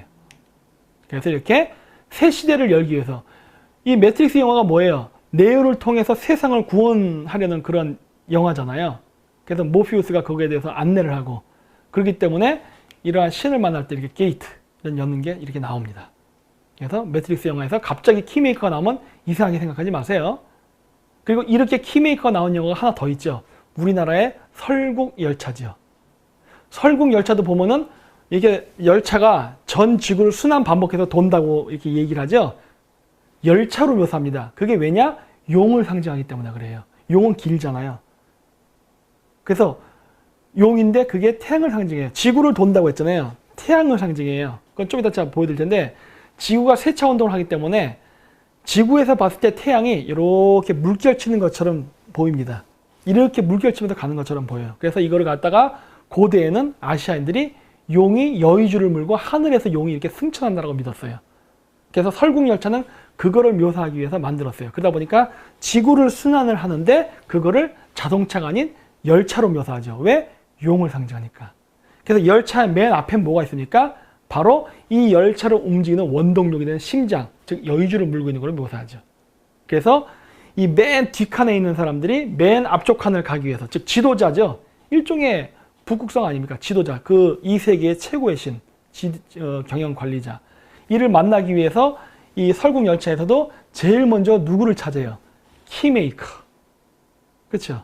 그래서 걔가 이렇게 문을 따주잖아요. 그래서 문을 따면은 그 다음 칸, 그 다음 칸 이렇게 가는 걸로 묘사가 나서 거기서도 키메이커가 나옵니다. 근데 거기서 보면 설국열차에서 그 주인공이 누굽니까? 아편쟁이로 나오죠? 왜? 신을 만나러 갈 때 뭘 쓴다 그랬죠? 제가 각성제 쓴다 그랬잖아요. 그래서 맨 밑에 칸에서 맨 앞 칸, 즉 신기의 영역으로 갈 때 이런 걸 중지하는 이 키메이커도 그 설국열차에서는 그래서 마약 중독자로 나옵니다. 그래서 이게 영화가 그런 고대 샤머니즘을 묘사해서 만들었다는 게 보여요. 그래서 일관된 패턴을 갖고 있죠. 그래서 이건 불교 만다라의 그림인데 이 불교 만다라의 그림이 그래서 왜 나오게 되냐면은 이 요즘은 불교가 변형이 돼가지고 자꾸 부처를 이제 신으로 하면서 이렇게 자꾸 거기다 절을 하고 기도를 하는데 원래 석가모니는 신이 아닙니다. 깨달은 자지. 즉 각성한 자라는 소리예요. 각성한데 뭐가 필요하죠? 환각제. 그래서 그런지 몰라 석가모니 눈이 이렇게 개슴츠레하죠. 개슴츠레하죠. 뿅 갔죠. 뿅 갔어. 근데 이 각성이라는 의미인데 깨달은 자를 뜻하거든요. 이 깨달은 자를 뜻하는 걸로 나오는 거고, 그래서 불경을 보면요 전부 별에 대한 이야기가 나와요. 별. 억겁의 세월, 겁이란 게 천문 숫자 단위거든요. 인연, 몇 번 만날 수 있는 확률, 그러니까 일식과 월식 같은 거 얘기, 이런 것들이 많이 나와요. 그래서 우리 그 천체 물리학자들이 우주를 연구할 때 불경을 많이 연구합니다. 왜? 불경에 나온 내용을 바탕으로 해서 천문을 관측하면은 찾을 수 있는 게 많거든. 그래서 원래 불경은 천문에 관련된 내용들을 쓴 거예요. 그 천문의 원리를 인간사에 적용을 시켜서 만든 철학인데 이게 오늘날 완전히 왜곡돼서 기복신앙으로 지금 가고 있죠. 좀 안타까운데 어쨌든 그래서 불교에서 얘기하는 이 만다라는 바로 가운데, 그러니까 지구와 북극성, 이게 지구가 돌잖아요. 그러니까 지구에서 천문을 관측하기 때문에 지구를 중심으로 별을 보는 게 우리가 얘기하는 천문도예요. 지구를 중심으로 보는 거기 때문에. 그래서 이 회전하는 축에 지구와 북극성, 이 두 축을 중심으로 이렇게 돌면서 보이는 이 우주를 보는 우주관이 천문도입니다. 그래서 요 가운데 북극성을 결정하는 5개의 별자리 혹은 6개의 별자리를 중심으로 황도 12궁이 있는 게 이게 착착 시간이 돌아갈 때마다 톱니바퀴처럼 맞아지면서 어떤 새로운 게이트, 문이 열린다고 믿는 거예요. 바로 요 천문 그림. 이 천문 그림을 상징화해서 만드는 게 만다라라는 그림입니다. 시간에 대한 개념이에요. 시간에 따라서 새로운 절기, 새로운 시대가 열리면 새로운 각성이 필요하다는 이야기를 하는 거예요. 원래는. 그래서 원래는 이렇게 북극성을 결정하는 가운데에 5개의 별자리와 그리고 그 주변을 넓게 감싸고 있는 황도 12궁의 별자리, 요 관계예요. 그래서 이게 서로 돌아가면서 이가 맞물리면서 새로운 주기가 열린다고 보는 거예요. 앞으로 물병자리 시대는 곰자리와 물병자리 시대가 같이 맞물려서 움직이는 요 시기고, 그 다음 2000년의 세월이 지나면은 물병다음이니까 염소자리와 세페우스가 북극성이 돼서 움직이는 시대예요. 그 다음은 궁수자리, 그리고 세페우스, 그 다음은 정갈자리, 그리고 백조자리, 이런 식으로 착착착착 톱니바퀴 결합해서 움직이듯이 그거를 상징화해서 만든 게 큐브라는 영화죠. 큐브에 보면 서로 조합에 따라서 새로운 문이 열리고 새로운 방이 열리죠. 물불 바람은 그걸 상징하는 불의 방, 뭐 얼음의 방, 이런 것들 막 나오잖아요. 그래서 막 사람 죽이고 막 이런 거 나오죠. 그게 상징적으로 나오고, 여기서도 눈으로 묘사하죠. 큐브 영화에 보면. 그쵸?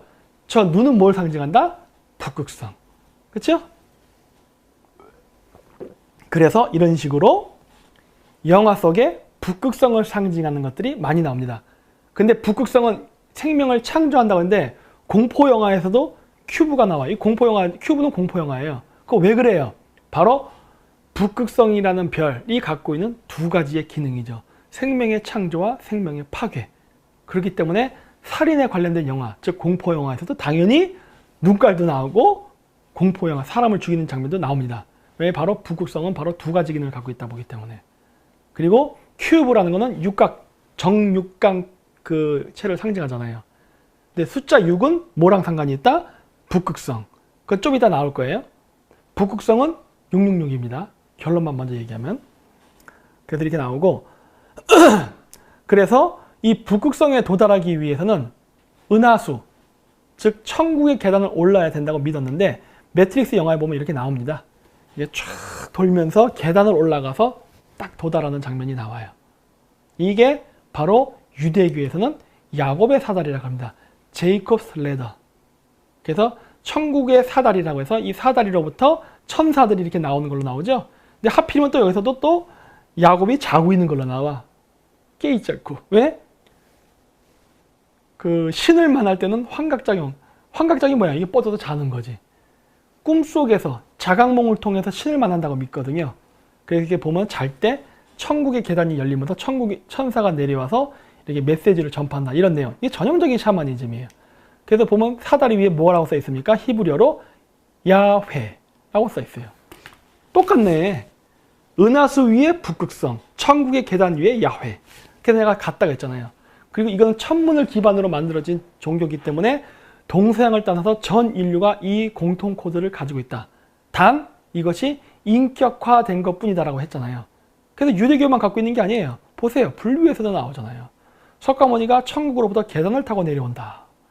성모 마리아가 계단을 들고 있고, 그렇죠? 그리고 맨 오른쪽 바빌론일 거예요, 아마. 여기도 보면은 계단을 통해서 이렇게 위로 올라가는, 그렇죠? 이렇게 십자가에 못 박힌 예수 뒷배경에 계단이 있네. 오, 왜? 응? 그리고 저 예수 모양 뒤에 피라미드처럼 전시하는 형태를 하고 있죠? 그건 예수가 프리메이슨이에요? 일루미나티야? 얘기했잖아요. 그런 식으로 얘기하면 안 된다고. 왜냐? 정확한 종교학에 대한 지식을 갖고 얘기해야지. 이게 수메르 문명에서 보면 사다리를 타고 올라가서 신을 만난다는 얘기가 나오죠. 그게 바로 은하수죠. 그래서 천국의 계단이라는 건 은하수를 상징합니다. 그리고 이 시베리아 샤먼들은 그래서 이 지상의 인간과 하늘의 신을 연결한다는 개념으로서 은하수를 썼어요. 은하수란 개념을 이렇게 매개자라고 생각을 했습니다. 그랬고 그거를 제단을 만들 때, 그래서 이렇게 우리 보면은 옛날 때 그 당목이라고 불렀어요. 그 당골레라고 해서 이렇게 무당이 사는 집이 있잖아요. 거기 보면 당목이 있었는데 원래 최초의 원형은 그 북극권, 네? 시베리아 샤머니즘에서 유래했습니다. 그래서 하얀색 자작나무를 그렇게 썼어요. 왜냐? 은하수의 색깔이 하얗기 때문에 하얀색 자작나무가 은하수를 상징해요. 그래서 이 자작나무, 즉 이 거대한 그 나무 있죠? 우리가 산신제 옛날 때 지낼 때 보면 나무에서 산신제를 지내거든요. 나무. 근데 그때 원래 고대 샤머니즘에서는 이 커다란 고목 자작나무에서 지냈어요. 왜? 하얀 자작나무가 하늘과 연결돼서 그 우리의 소원을 이렇게 연결해 준다 믿었기 때문에. 그래서 샤머니 신탁을 할 때는 샤먼들이 이 자작나무를 타고 올라가기도 했습니다. 예. 그게 나중에 우리나라에서는 어떻게 바뀝니까? 작두 타는 걸로 바뀌죠. 두 개의 기둥 잡고 이렇게 올라가는 거. 이게 올라가는 거 있죠? 예. 그렇게. 그래서 카자흐스탄에서도 전통 의상을 보면 여자의 의상이 저래요. 저게 바로 하얀색 자작나무를 상징합니다. 맨 머리 위에 이렇게 깃털을 달았죠. 저게 뭐냐? 올빼미 털입니다. 올빼미 눈이 크죠? 전시안을 상징하죠. 꽃갈머리 위에 눈, 올빼미. 그럼 또 사탄입니까? 이게 또? 그런 거 아니라니까. 유라시아 샤머니즘의 원형이 기독교에 들어가서 영향을 끼친 거예요. 그래서 이렇게 보면 오른쪽 그래 보면 이렇게 신탁 나오죠. 그래서 북극성 신을 묘사할 때는 하얀색으로 묘사합니다. 그래서 매트릭스 영화에 보면은 그 네오가 이제 즉 까마귀죠. 하늘로 확 승천, 응? 게이트 문을 열고서 딱 만나죠. 아키텍트가 하얀색 옷에 하얀 머리카락을 한 사람으로 나오죠. 바로 한 단고기에 나오는 백부인. 으로 해가지고 이렇게 이 하얀색 옷을 입은 사람이 묘사가 돼서 이렇게 아키텍트가 이렇게 나옵니다. 이 사람이 바로 매트릭스를 주관하는 창조한 사람이잖아요. 뭐예요? 하나님이지. 하나님은 뭐다? 움직이지 않는 별, 즉 북극성. 북극성 신의 이미지는 색깔이 하얗다. 나오죠. 그렇죠? 이렇게. 그래서 매트릭스 영화에 보면 이런 게 정말 다 그거예요. 그래서 나 이걸 보면서 느낀 게 뭐냐. 이 워셔스키 자매, 이젠 형제가 아니죠. 이 워셔스키 자매는 정말 연구를 많이 한 사람이구나 라는 생각을 했어요. 와, 어떻게 이런 거를, 이러한 그 고대 그 종교 체계를 영화할 수 있었을까. 진짜 놀랐어요. 근데 이 네오가 잠잘 때 메시지를 보낸 사람 있잖아요. 웨이크업 네오 하면서. 이 메시지를 보낸 사람이 누굽니까? 모피우스예요. 그쵸? 이 모피우스의 정체가 뭔가 하는 겁니다. 모피우스를 만나러 갈 때 이렇게 계단을 타고 올라가는 게 나옵니다. 이거는 이제 유대교의 개념, 이제 불교의 깨달음 이런 것과 관련이 있는데, 카발라에 일단 유대교. 이게 보시면은 이 가운데 있는 거 가부좌 틀고 앉아있지만 저거 유대교입니다. 유대교는 불교에 가까운 종교예요. 물론 기독교가 유대교에서 파생돼서 나갔지만은 유대교는 불교에 가깝습니다. 네. 왜냐면은 기독교라는 거는 서양인들이 이스라엘을 멸망시킨 다음 가져가서 만든 종교거든요. 그래서 그 서양인화 됐어요. 기독교는. 하지만 유대교는 원래 중앙아시아, 시베리아 샤머니즘을 기원으로 했기 때문에 굉장히 동양적입니다. 그래서 윤회라는 개념도 있고 깨달음, 해탈 이런 개념이 유대교에는 존재해요. 물론 기독교에는 존재하지 않아요. 그래서 이 유대교가 2000년 동안 서양화된 기독교한테 탄압을 받았던 겁니다. 네. 그래서 보면 이렇게 유대교에서도 가부좌를 틀고 이 명상하는 이렇게 연꽃 모양 뭐 이렇게 만들어서 이렇게 해서 가부좌를 트는 모양으로 나와서 이렇게 카발라라고 해서 나와요. 이거를 생명의 나무라 그럽니다. 그래서 왼쪽에 보면 이렇게 나무로 묘사해 놨어요. 근데 나무로 묘사하고 또 뱀이 올라가 있으니까 너무 뭐 사탄 어쩌고 하는데 전혀 그런 거 아니에요. 뱀은 뭘 묘사하느냐? 바로 지그재그로 움직이는 기운을 상징합니다. 인간에서 그 하늘과 지구와 인간은 같다라는 개념이 있어요. 이게 바로 천지인사상. 좀 이따 뒤에서 제가 얘기할 건데, 하늘에는 은하수가 있고 그 최상점에 북극성이 있다면 인체에는 바로 척추가 있고 이게 은하수의 역할을 하나 믿는 거예요. 그리고 여기 최초 북극성의 위치에다가 여기 뭐야 이게 뭐죠? 이게 정수리 이게 있다 이런 개념이 있어요. 그리고 지구는 가이아 어머니 별이라고 그러잖아요. 그래서 이 어머니 대지를 태양이 지그재그로 움직이고 간다고 생각해요. 그래서 그걸 뱀 혹은 용으로 묘사하는 겁니다. 그래서 이렇게 묘사하는 것이지 뭐 뱀 이런 거 아니에요. 그래서 이렇게 보면은 카발라에도 보면 오른쪽에 이렇게 뱀이 묘사가 되고 전기로 묘사가 되죠. 이렇게 지그재그 지그재그 움직이거든요. 예. 그렇게. 그래서 이게 자기가 그래서 이게 바로 불교의 7개의 차크라와 같은 개념으로 쓰입니다. 근데 보시면은 이 카발라에서 유대계에서 얘기하는 카발라는 10개예요. 10개. 그래서 10개의 태양이라고도 합니다. 근데 불교에서는 7이에요. 7개의 차크라라는 얘기를 한단 말이에요. 그러면 불교에서 얘기하는 7개의 차크라와 유대계에서 얘기하는 10개의 그 태양은 다른 거냐는 거예요. 둘 다 인체에 비교했단 말이에요. 하는 꼴새도 비슷해요. 가부좌를 들고 있고 모양도 비슷해. 그럼 왜 이게 다르냐? 이것은 바로 어느 쪽에 집중해서 보느냐입니다. 유대교에서는 10개가 되는 이유는 바로 이게 인체에 맞춰져 있기 때문에 그래요. 바로 보시면 맨 꼭대기 왕관 차크라, 불교에서는 거기에 해당하는 지역에 바로 케테르가 있고 그 밑에는 2개로 나뉘는데 이게 왜냐? 이게 좌뇌 우뇌 2개가 있잖아요. 2개가 존재한다고. 그래서 2개. 그 다음 요 밑에 보면 여기도 2개가 있어요. 이거 왜 그래요? 허파에 해당하는 위치이기 때문에 그래요. 허파 몇 개 있어요? 2개. 그 다음에 심장의 위치. 그 다음 또 2개가 나와요. 왜 2개가 나올까? 신장이 2개거든요. 그래서 그래요. 그래서 이렇게 숫자가 10이지만 실질적으로는 7입니다. 인체공학적에 더 비중을 뒀기 때문에 그래요. 불교는 그게 아니라 그거를 그냥 하나의 개념으로 그냥 본 거예요. 그래서 이렇게 하나, 둘, 셋, 넷, 다, 7개예요. 그래서 유대교에서 얘기하는 카발라 철학과 불교에서 얘기하는 그 7개의 차크라는 같은 개념입니다. 그래서 불교에서는 깨달음, 해탈과 유대교에서 말하는 야훼, 신과의 만남은 같은 개념이에요. 그래서 꼭대기에 올라가면 이렇게 그 문을 열고 마찬가지로 게이트죠. 만나는데 자기를 처음 그 메시지를 보낸 잠을 깨운 자, 각성시킨 자가 바로 모피우스죠. 이 모피우스인데 이 모피우스가 도대체 뭐냐는 거예요. 이 모피우스는요, 이름이 그리스 신화에서 온 겁니다. 그리스 신에 모르피우스라는 신이 있어요. 근데 이 모르피우스라는 신은 꿈의 신인데 이게 오늘날은 어떤 물건과 관련이 있는지 아십니까? 바로 모르핀입니다. 마약이에요, 마약. 왜? 각성제. 그래서 마약의 모르핀이 모르피우스랑 어원이 같습니다. 그래서 몽골 샤머니즘에서는 각성제로서 광대버섯을 쓴다 그랬잖아요.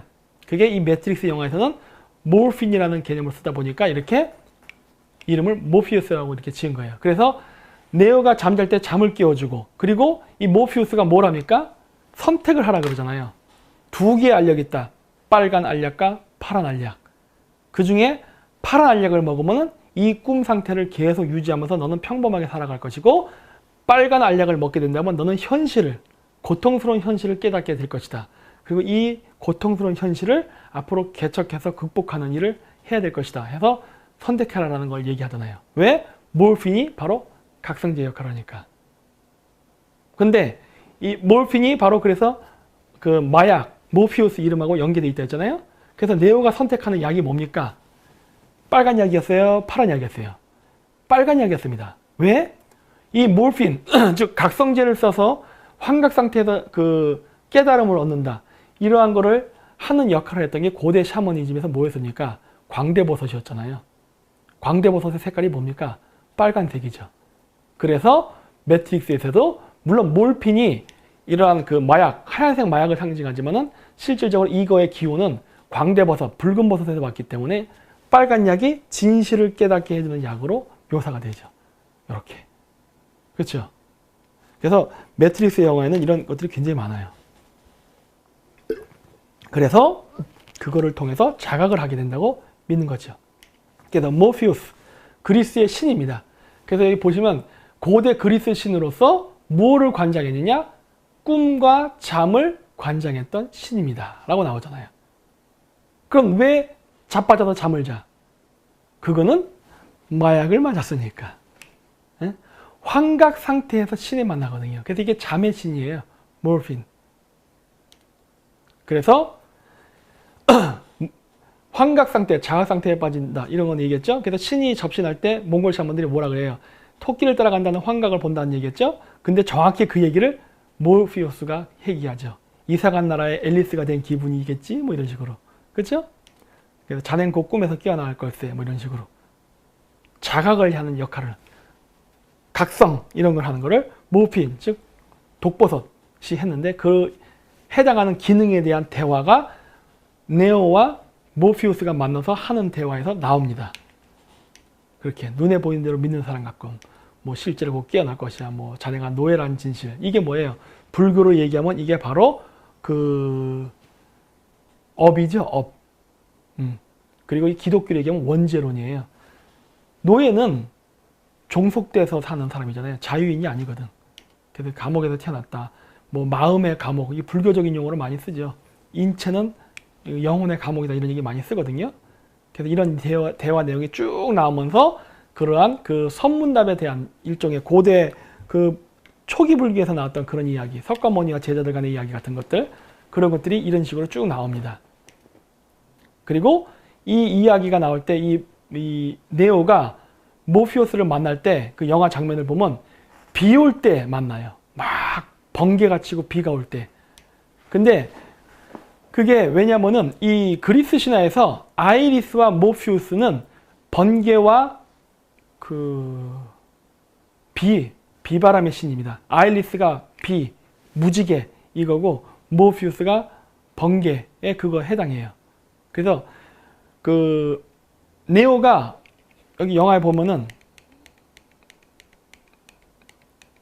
많이 올라가네. 이렇게 이 딱 들어가서 딱 모피우스를 만날 때 비가 오면서 번개가 꽝꽝 칩니다. 이 장면이 바로 뭘 상징적으로 보여준 것이냐? 바로 아일리스와 모피우스. 바로 천둥번개. 동양 우리나라식으로 얘기하면 뭐예요? 풍백우사지요. 네. 그래서 풍백우사를 몰고 온 환웅이 곰에게 뭘 줍니까? 쑥과 마늘을 동굴에서 먹으라 얘기해요. 동굴? 동굴에서 그걸 먹으라고? 환각작용을 일으키란 말이네? 즉 기도를 하라고 하는데 신을 만나는 기도를 할 때 고대는 뭘 한다고 했어요? 환각제 쓴다고 그랬잖아요. 그러니까 쑥과 마늘을 먹으면 환각작용이 일어날까? 안 일어나죠. 근데 거기서 무슨 얘기를 합니까? 우리나라 단군 신화에서는 100일 동안 기도하라는 얘기가 나오거든요. 근데 제가 이 이야기를 보면서 그 추측하는 건 뭐냐면 그 한웅이 얘기했던 100일 동안의 기도라는 거는 아마 쑥과 마늘을 가지고 어떻게 그 숙성시켜 갖고 그 숙성된 그거를 먹고 기도하는 걸 말할 겁니다. 아마. 왜냐?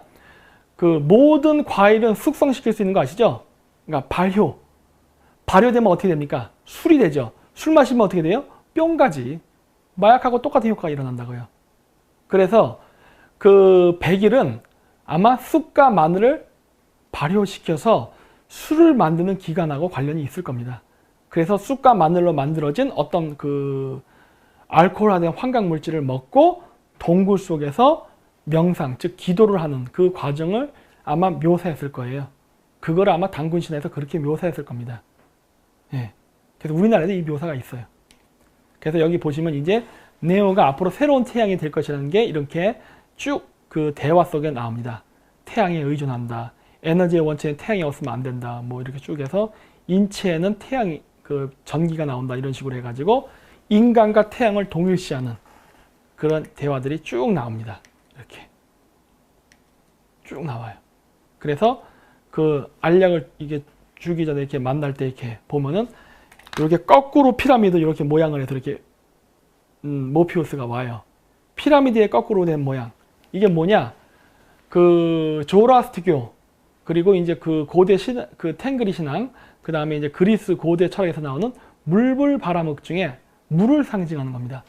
거꾸로 된 피라미드는 물을 상징하고 원래 모양으로는 피라미드는 불을 상징해요. 그래서 물과 불을 합친 모양이 바로 이스라엘 깃발의 육방성, 다비드별이라 그러죠.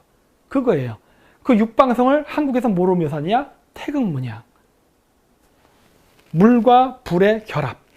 해서 우리나라 태극기에 있는 그 태극 문양은 이스라엘 국기에는 육방선과 같은 개념입니다. 근데 여기 보면은 매트릭스에서 보면 여기 거꾸로 된 피라미드가 나와요. 여기 보면은 여기 워터라 써 있죠. 왜냐? 네오는 물병자리 시대의 새로운 태양, 즉 메시아를 상징하기 때문에 물을 상징하는 거꾸로 된 피라미드가 나오죠. 여기서. 이게 뭐 정의를 어떻게 되면 이게 뭐 선문답적인 내용이 나는데 이건 통과할게요. 그래서 이제 뱀이 나옵니다. 아까도 얘기했듯이 뱀은 제가 사악한 동물이 아니라 그랬죠. 이건 상징적으로 쓰인다. 근데 매트릭스 영화에 보면은 그 매트릭스 세계에 들어갈 때 어떤 이런 그 콘센트를 꼽습니다. 그걸 어디다 꼽아요? 여기다 꼽아. 여기다. 왜 이런 컨셉을 잡았을까? 뭐 손에다 꼽아도 되고, 뭐 많잖아요. 뭐 똥구멍에 꼽아도 되고 구멍은 많은데 왜 굳이 여기라는 설정을 했을까 하는 거예요. 여기. 그거는 다시 그 유대교의 카발라로 돌아가야 됩니다. 카발라에는 10개의 태양이 존재합니다. 아까 얘기했죠. 근데 10개의 태양이 존재하는데 10개의 태양 외에 하나가 더 있어요. 그 중간 지역. 다스라고 합니다. 다스. 여기 보시면 다스라고 저기 그림되어 있죠? 이 부분이에요. 이 다스가 인체에서 어디에 해당하냐? 목에 해당합니다. 이 다스는 여기 보시면은 백과사전 여기도 나오지만은 히브리 언어로 나오는 거로 이게 그 유대교 신비주의에서 카발라에서 다스라는 것은 여기 그 셀피로트라고 돼 있죠. 이게 10개의 셀피로트라는 건데 이게 이 원을 말하는 거예요. 그걸 태양이라고도 얘기하는데 이 10개 생명나무, 즉 인체에 연결된 이 모든 그 기관을 연결하는 그 지점이라는 걸 상징해요.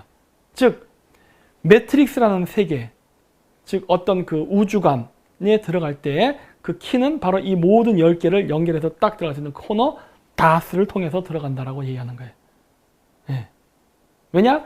지금 이 영화의 기반은 뭐다? 너는 지금 꿈속에서 헤매고 있다. 이 꿈을 깨어나서 자각을 해야 된다는 얘기를 많이 하잖아요. 자각.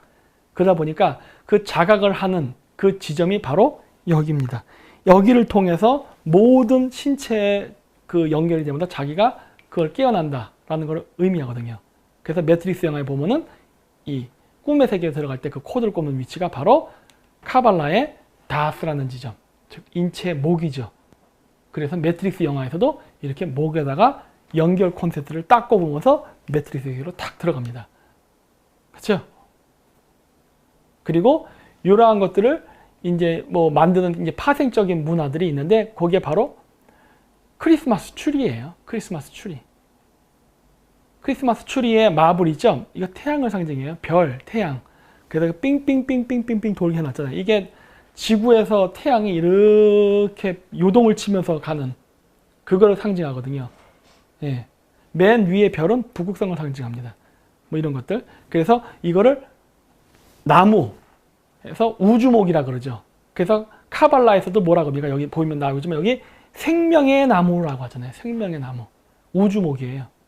그거를 이렇게 크리스마스 추리로 묘사하는 겁니다. 이게 우리나라에서 당목이라 그래서 이 나무에다가 이렇게 막 장식하는 거 있죠. 그거예요. 그게 크리스마스 트리예요. 그게. 그리고 요 왼쪽에 레이디 가가 등 뒤에다 이렇게 장미를 그려놨죠. 이 변태 같은 얘는 이 고대 샤머니즘 철학을 오히려 망치려는 여자인 것 같아. 예, 그래서 이상하게 자꾸 왜곡해서 보여주더라고요. 나쁘게 보여주려고 그러고. 근데 뭐 그런 건 아니에요. 그래서 제가 가운데 이게 번개 모양 이렇게 해놓은 거 있죠? 레이디 가가 이 팔뚝에 보면 저 번개 문양이 있습니다. 노래하는 것 중에. 그게 저 카발라 저거 상징하는 거예요. 예. 이렇게 되는 거. 그래서 우주에 이렇게 우리가 그 하늘의 밤하늘의 별을 보면 태양이 뜰 때 한 달에 황도 12궁 별자리를 하나씩 지나갑니다. 그래서 여기 보시면은 뭐 에이프릴의 아이리스 양자리, 타우루스 황소자리 때는 5월 뭐 이런 식으로 이렇게 써 있잖아요. 이렇게 해서 매달 태양이 황도 12궁 12개의 별자리를 지나가면서 이렇게 지나가는데 그걸 이렇게 시간을 관측하면요. 태양이 이렇게 지그재그로 파동치는 것처럼 보여요. 이렇게. 이 하늘을 보고 그 고대인들이 이 모습을 보고서 용이 여의주를 물고 이렇게 움직인다라는 말을 만든 거예요. 진짜 용이 여의주를 물고 어딜 날아갑니까? 그런 게 아니지. 이 태양이 움직이는 현상을 보고 만든 거예요. 그래서 하늘에는 태양이 지그재그 움직이고 땅에는 태양의 기운이 이렇게 지그재그로 움직인다. 그리고 인간의 몸속에는 이 척추가 은하에서 해냈잖아요. 이 동맥과 정맥이 위아래로 서로 피가 움직이면서 자기장이라는 게 발생합니다. 바로 이런 지그재그로 인간의 척추를 중심으로 이 자기장이 발생하거든요. 이 자기장이 발생함으로써 생명이 활성화된다는 생각이에요. 그래서 우주와 지구와 인간은 같은 원리로 작동된다 해서 이게 바로 우리가 얘기하는 천지인 사상입니다. 그래서 탱글 신화에도 보면 인간 여인의 몸에다 이렇게 뱀을 꼬아 모은 걸로 묘사가 되는데 이건 무슨 서양 기독교에서 얘기하는 무슨 사탄이 어쩌죠 그런 개념은 아니에요. 그건 바로 태양이 뱀처럼 움직이는 것을 묘사한 겁니다. 그리고 인간 몸에서도 마찬가지로 동맥과 정맥의 피의 흐름에 따라서 발생하는 자기장의 펄스, 맥박이죠. 이거를 묘사한 거예요. 그래서 이렇게 황도 12궁이죠. 가운데 조그맣게 있는 별에 있는 것은 부국성을 결정하는 5개의 별, 주변에 황도 12궁, 이 별자리의 모습을 이렇게 그리는 거예요. 그리고 이게 바로 아까 제가 했던 만다라라의 그림의 원래 모습이라고 했던 겁니다. 그래서 만다라가 바로 그 모습을 함축적으로 보여준다 한 거예요.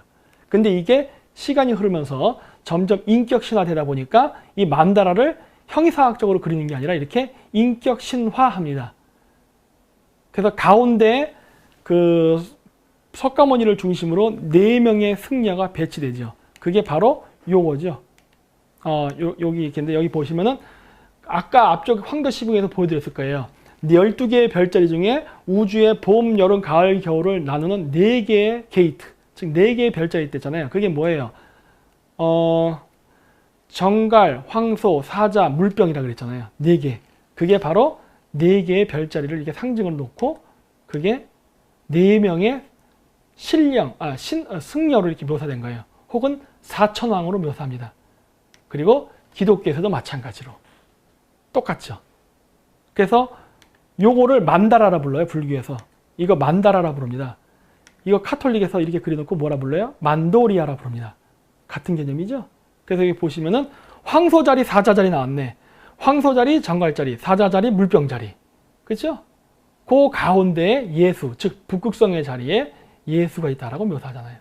그리고 왜 이렇게 타원형으로 된다 그랬죠? 제가 얘기했죠? 은하수와 황도가 지나가는 모양이 이렇게 다이아몬드처럼 보인다. 그 가운데는 북극성이 있다. 그래서 그걸 전시안이라고 묘사한다 그랬잖아요. 이렇게 묘사한단 말이에요. 똑같잖아요. 그래서 이렇게 영지주의 기독교에서도 이렇게 황도 12궁을 해갖고 인체다 이렇게 묘사하죠. 그래서 인간이 곧 하늘이다. 인내천 사상. 그렇죠? 이 인내천 사상은 한국에만 있는 게 아니라 이렇게 유대교에도 존재합니다. 하지만 기독교에는 없어요. 기독교에서는 신과 인간을 분리시켜 버렸습니다.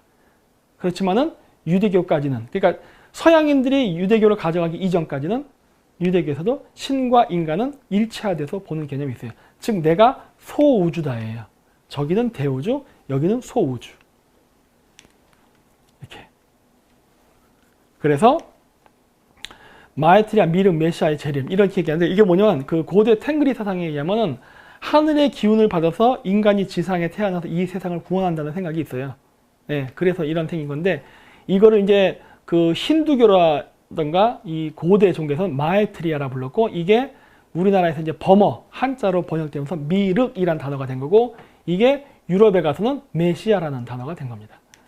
그래서 보시면 뭐 매트릭스가 건설될 때 안에서 태어난 자가 있었지.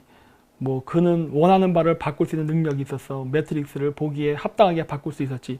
뭔가 신의 이미지죠. 이 세상을 창조했고 합당하게, 즉 신이 보기에 좋게 만든다. 창조자의 이 메시지를 말을 얘기하잖아요. 그가 최초로 우리를 풀어주고 구원해주고 진실을 가르쳤지. 뭐 매트릭스가 존재하나 인류는 자유를 얻지 못해. 그가 죽은 후 오라클은 그의 재림을 예언했지.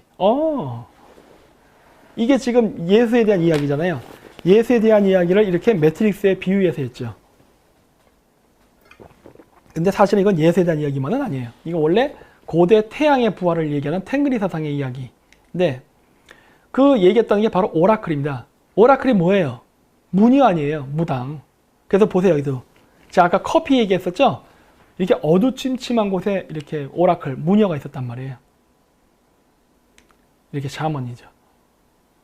그래서 신의 메시지를 받는 역할을 하는 거예요. 그러니까 그 뭐예요? 신의 메시지를 무녀를 통해서 이야기한다. 이 개념이 아까 매트릭스에서 모피우스가 얘기하는 그 내용이에요. 그래서 이 새로운 그 구세주가 다시 재림할 것이다 라는 식으로 메시지를 남기는 게 나오죠.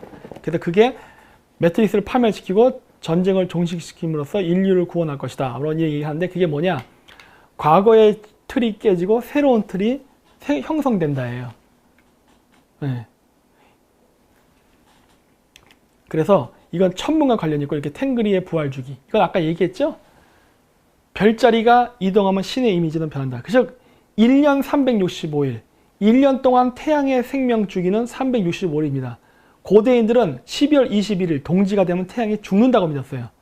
그러니까 12월 20, 그러니까 태양의 수명은 365일이고 12월 21일 날 태양이 죽었다가 22, 23, 24, 3일 동안 태양이 안 떠서 암흑의 시대를 가지고 있다. 25일이 되면 다시 태양이 뜨면서 부활을 한다 믿었어요. 그래서 항상 태양은 죽었다가 다시 부활하고 죽었다가 다시 부활한다고 믿는 거예요. 그게 바로 소주기인 365일에서도 그래요. 그리고 대주기, 태양이 황도 12공을 지나가는 대주기 25,920년이거든요. 그 주기에서도 태양이 이 별자리에서 다음 별자리로 이동하는 대주기의 새천년의 변혁의 시기가 되면 새로운 메시아가 온다라고 믿는 거예요. 그래서 그러한 이미지가 만들어집니다. 이건 제가 나중에 따로 또 좀 상세히 설명할게요. 그래서 이렇게 고대인들은 황소자리 시대에는 황소자리를 상징하는 메시아가, 양자리에는 양자리를 상징하는 메시아가, 물고기 자리에는 물고기 자리를 상징하는 메시아가, 그 다음 물병 자리에는 물병 자리를 상징하는 메시아가 태어난다고 믿는 거예요. 그리고 그 메시아는 반대편 별자리의 기운을 받아서 태어난다고 믿었습니다. 그래서 여기 보면은 황소자리의 기운을 받아 태어난 메시아는 정갈자리의 영향을 받는다 해요. 근데 보면 여러분 그 헐리우드 영화 중에 보면 정갈왕 있죠? 스콜피온 킹 이런 거. 그게 뭐예요? 황소자리 시대의 이집트의 파라오의 이야기예요. 양자리, 천칭. 그래서 보면 뭐 과거에 죄를 지면 뭐 죄를 이렇게 뭐 무게를 전다 이런 얘기 나오죠? 그리고 물고기 자리는 처녀. 그래서 제가 얘기했잖아요. 지금 AD 1년서부터 현 시대까지 있었던 모든 건국의 종교의 창시자는 처녀 수태다. 왜? 처녀 별자리의 기운을 받고 태어나니까. 이제부터 있을 물병 자리의 그 어떤 신의 이미지는 사자 자리의 이미지로 나타난다. 사자의 심장. 좀 이따 얘기할 거예요. 그래서 12월 25일이 태양이 탄생하는 날입니다. 네. 그래서 12월 25일은 기독교에서도 다 얘기하잖아요. 이건 예수의 탄생일이 아니라 태양의 부활을 기념하는 날입니다. 그래서 청성강림 이렇게 한다고 믿는 거예요. 하늘로부터 까마귀. 그래서 매트릭스에 보면 모든 캐릭터들이 검은색 옷을 입고 있죠. 까마귀이기 때문에 그래요. 그래서 까마귀가 하늘을 나는 형상을 모방해서 만든 게 바로 십자가예요. 이렇게. 그래서 카자흐에 있는 케레이족들, 한국말로 결해 혹은 고려, 가라, 가야라는 소리죠. 얘네들은 바로 까마귀를 상징하는 부족입니다. 바로 제사장 부족이라는 소리예요. 신과 인간을 연결하는. 그래서 보면 그 중앙아시아 샤머니즘의 탱그리 사상, 하늘의 신이 어떻게 지상의 인간의 반신반인으로 태어나는가라는 신화를 보면 오즈라고 해서 신이 지상으로 이렇게 내려오는데 어떤 뜻을 펼치기 위해서 내려올 때는 인간의 여인의 몸을 빌려서 탄생해서 인간의 지도자가 되고 이 모든 일이 끝나면 다시 하늘로 승천한다고 믿는 거예요. 그리고 이것을 계속 반복한다고 믿는 겁니다. 그거를 상징적으로 보여주는 게 십자가예요. 근데 이거 기독교랑 똑같죠? 왜? 이 사상이 그대로 들어갔기 때문에 그래요. 그랬고 그 지상의 지도자는 바로 하늘의 남성신과 여성신이 합궁, 즉 일식, 월식을 통해 태어난 자라고 보는 거예요. 근데 그 자식이 뭐라 그런댔죠? 금성이라고 그랬잖아요. 태양 주변을 가까이 이렇게 도는. 그래서 그 금성이라고 부르는데 이게 왜 중요하냐? 이 몽골 깃발 중에 이 초생달과 금성이 있습니다. 그걸 소연보라 불러서 소연이라 그래요. 그 소연이라는 말은 그 히브리 단어로는 솔로몬, 살만, 숄판, 그게 샤먼이라는 단어랑도 연결돼요. 샤만이라고도 하고 그게 고구려의 세계는 졸본, 철몬, 주몽, 그리고 또 하나 더 있습니다. 일본, 재팬. 저것도 있어요. 그래서 그게 뭐냐? 바로 금성을 상징합니다. 몽골 말로 철문이 금성이에요. 금성은 뭐다? 하늘의 남성신과 여성신의 결합으로 태어난 자라는 소리예요. 금성이죠. 그래서 그 지배자를 금성이라 불러요. 그리고 그렇게 했기 때문에 인간과 신을 연결하는 매개자가 지도자라고 그랬잖아요. 그게 샤먼이잖아요. 그 샤먼이라는 단어 자체가 금성이라는 단어에서 온 거예요. 신의 아들. 근데 일본이라는 글자는 뭐예요? 해일자의 근본 본자죠. 태양의 근본. 태양이 근본으로 가면 뭐가 됩니까? 금성이거든요. 금성이 성장해서 태양이 된다고 믿는 거거든. 그래서 일본의 국호인 일본이란 말도 바로 졸본과 관련이 있습니다. 왜? 일본의 토치 계급은 부여족으로부터 갔거든요. 졸본 부여로부터. 그래서 졸본이라는 단어의 변형된 발음. 졸본은 골본, 홀본 이렇게 여러 가지 발음이 있거든요. 홀본이 일본어로 변한 거예요. 예. 그랬고 그 사람들은 바로 이렇게 금관을 썼죠. 그래서 이 매트릭스에 나오는 이야기에서 나오는 그 어떤 그 신앙 메시아적 사고 방식은 그 세계관은 그 고대 샤머니즘 종교관하고 관련이 있는데 그 고대 종교관은요 두 가지가 존재했습니다. 그게 뭐냐? 첫 번째는 북극성 신앙이에요. 아까 있던 은하수. 은하수를 타고 그 북극성 신을 만난다. 하나님을 만난다. 천국의 계단을 올라가서 야훼를 만난다. 이런 얘기를 했잖아요. 그래서 이 북극성 신앙에서는 하나의 유일신, 전시안에 해당하는 하나의 신이 있고 그 신을 만나고 왔다 갔다 한다는 개념이에요. 그래서 이게 바로 수직적 관계입니다. 신과 인간이 서로 이렇게 수직적 관계로 있는 거예요. 그러면서 왔다 갔다 한다고 해서 이거를 바로 불교에서는 뭐라 그래요? 북극성에서부터 인간의 생명이 온다고 믿는다고 했잖아요. 그러니까 생명이 북극성으로부터 내려왔다 죽으면 다시 올라가고 다시 내려왔다 올라가고 내려갔다 올라가고 즉 반복된다고 보는 거예요. 그래서 이걸 불교에서는 이거를 윤회라고 하는 거예요. 그래서 윤회관이라고 하는 거예요. 그래서 이 북극권은 지구가 23.5도 기울었기 때문에 북위 90도는 정확하게 북극을 지향하고 있지 않습니다. 기울었기 때문에 기운만큼 이적이 수직이에요. 여기가 진북 방향이에요. 진북 방향은 어디냐? 북위 90도 빼기 23.5도 해서 여러분들이 맨날 악마의 숫자라고 얘기하는 6662입니다. 북위 66.6도예요. 여기가 북극성의 기운을 가장 많이 받는다고 믿는 지역이에요. 근데 이 지역이 바로 술록의 거주지입니다. 그래서 북극성 신앙을 가진 사람들은 술록의 뿔을 써요. 신라 왕관도 술록뿔 쓰죠. 그래서 이렇게 북극성 신앙은 상하 관계를 갖습니다. 그래서 신라에는 골품 제도가 있었습니다. 신분 계급을 나누죠. 북극성을 중심으로 한 가운데 왕, 북극성부터 좀 먼 곳의 귀족, 좀 더 먼 곳의 평민, 더 먼 병반은 노예라고 보는 거거든요. 그게 바로 북극성을 중심으로 보는 세계관, 우주관이 인간 세계의 정역이 되면서 인간의 신분제도를 만들어내죠. 그래서 여기서 북두칠성은 무엇을 상징하냐면 바로 하느님인 북극성과 인간을 연결하는 매개자의 별로서 그 역할을 한다고 믿었습니다. 그래서 우리나라에 맨날 절 뒤에 가면 산신각 이런 거 있죠? 이런 데 가면은 칠성각이 있잖아요. 그 칠성각이 칠성, 즉 북두칠성을 상징해요. 북두칠성은 지상의 인간과 하늘의 북극성, 즉 하나님을 연결하는 연결 매개자라는 개념으로 이렇게 생각이 됐어요. 그래서 숫자 7이 나옵니다. 그래서 이 북두칠성 자체가 국자처럼 생겨서 선녀 나무꾼에도 보면은 선녀가 날개 옷을 달고 이렇게 하늘에 승차할 때 두레박을 타고 올라간다는 얘기가 나와요. 그 두레박이 북두칠성을 상징합니다. 그래서 두레박을 타고, 즉 북두칠성을 타고 하늘로 올라가서 북극성, 즉 천국에 올라간다라는 이야기가 만들어진 거예요. 그래서 북극권, 북위 66.6도에는 이렇게 술록이 있습니다. 그래서 옛날 때 왕들은 하얀 술록을 탔어요. 하얀 술록을. 왜? 북극성 신앙이니까. 북극성 신앙에서 최고의 지도자, 신의 이미지는 흰색이기 때문에 하얀색 술록을 탔어요.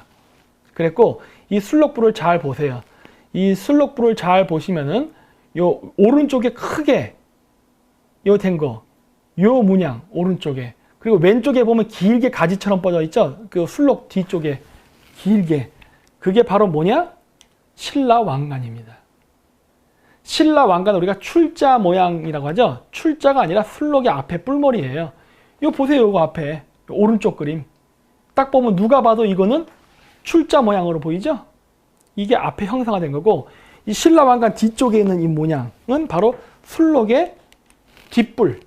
저거를 형상화한 거예요. 똑같죠?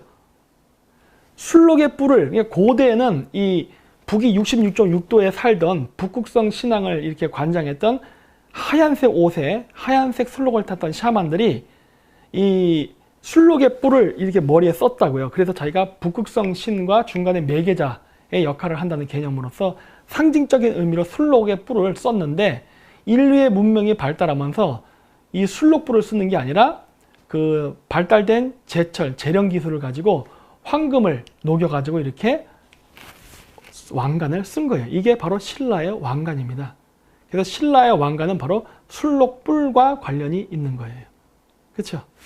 그래서 이렇게 쓰는 신앙이 이렇게 오른쪽 그림에도 보면 보이죠? 저기 보시면 저렇게 머리에 술록의 뿔을 쓰는 그런 종교적 샤먼들이 있었어요. 그래서 내가 맨날 얘기할 때 신라와 가야의 지배계급은 종교계급이 만든 나라고 고구려는 무사계급이 만든 나라라는 얘기를 자꾸 내가 계속 했던 이유가 바로 이 왕관의 양식 때문에 그렇습니다. 그래서 이렇게 중앙아시아에서는 술록뿔을, 후대의 한국은 술록뿔을 이렇게 금관으로 형상화해서 썼고, 그리고 이제 유대교는 그 메노라라고 해서 저렇게 촛대로 만들고, 그 오딘, 바이킹족들은 저렇게 촛대를 머리에 쓰는 형식으로 해서 이렇게 술록관의 뿔 형태를 이렇게 이미지화해서 썼단 말이에요. 시대가 흐르면서 문화가 점점 변천을 하지만 근본 뿌리는 같습니다. 그래서 남쪽으로 많이 내려온 신라인들은 더 이상 술록이 존재하지 않으니까 이렇게 그 천마, 하얀 백마를 이렇게 그렸습니다. 그리고 왕은 백마를 탔어요. 그랬는데 이 천마다에 나오는 이 배경 있잖아요. 바탕, 이 나무. 이 나무가 시베리아산 자작나무입니다. 왜 시베리아산 자작나무를 썼을까요?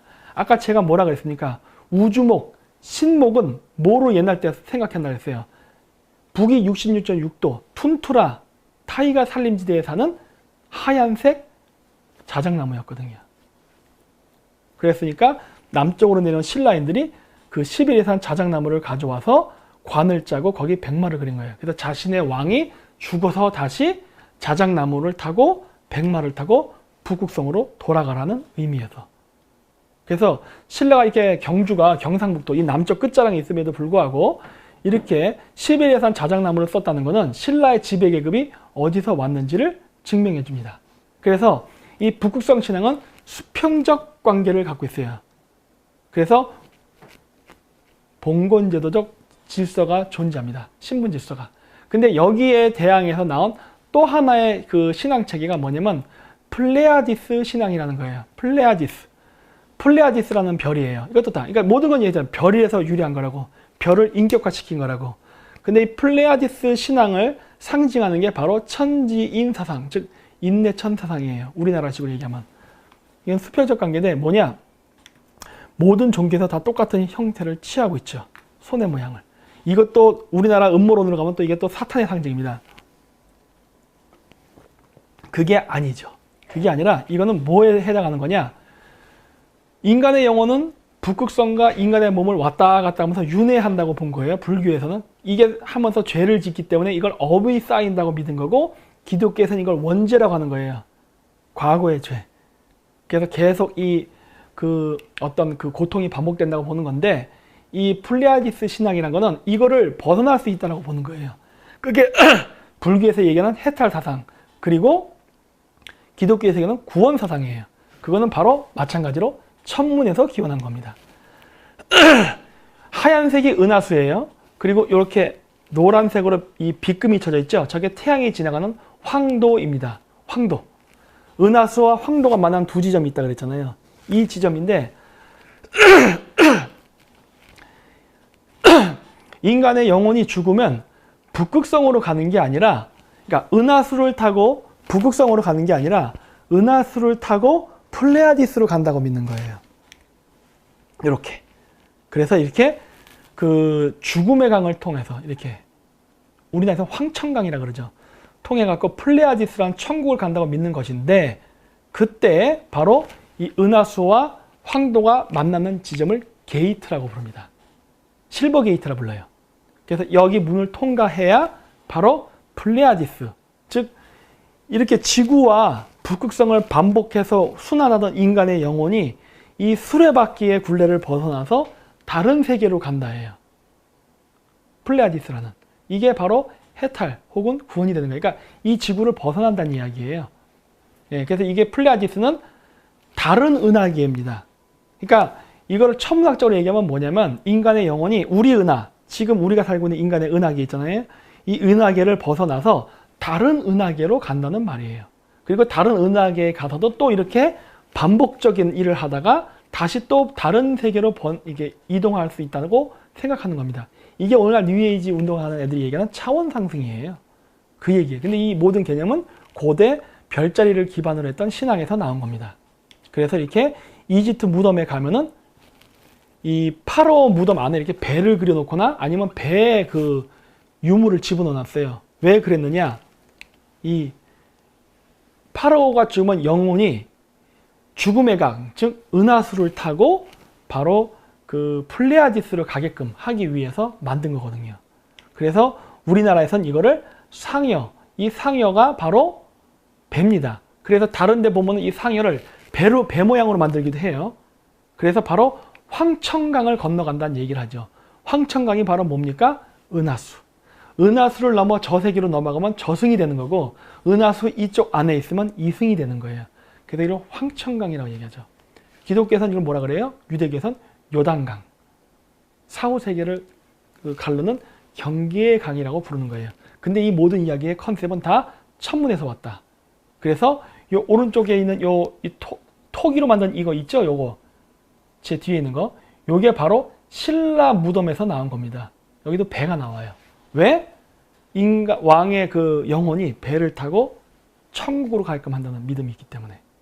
그래서 이런 식으로 이 모든 그 매트릭스 영화에 보면 이 신앙체계가 고대 신앙체계가 반영돼서 영화 만들었다는 걸 알 수가 있어요. 그래서 여기 매트릭스 영화는 바로 뭐다? 구원관이 반영되어 있기 때문에 플레아디스적 사상이 반영된 네오가 인간을 구원한다는 얘기예요.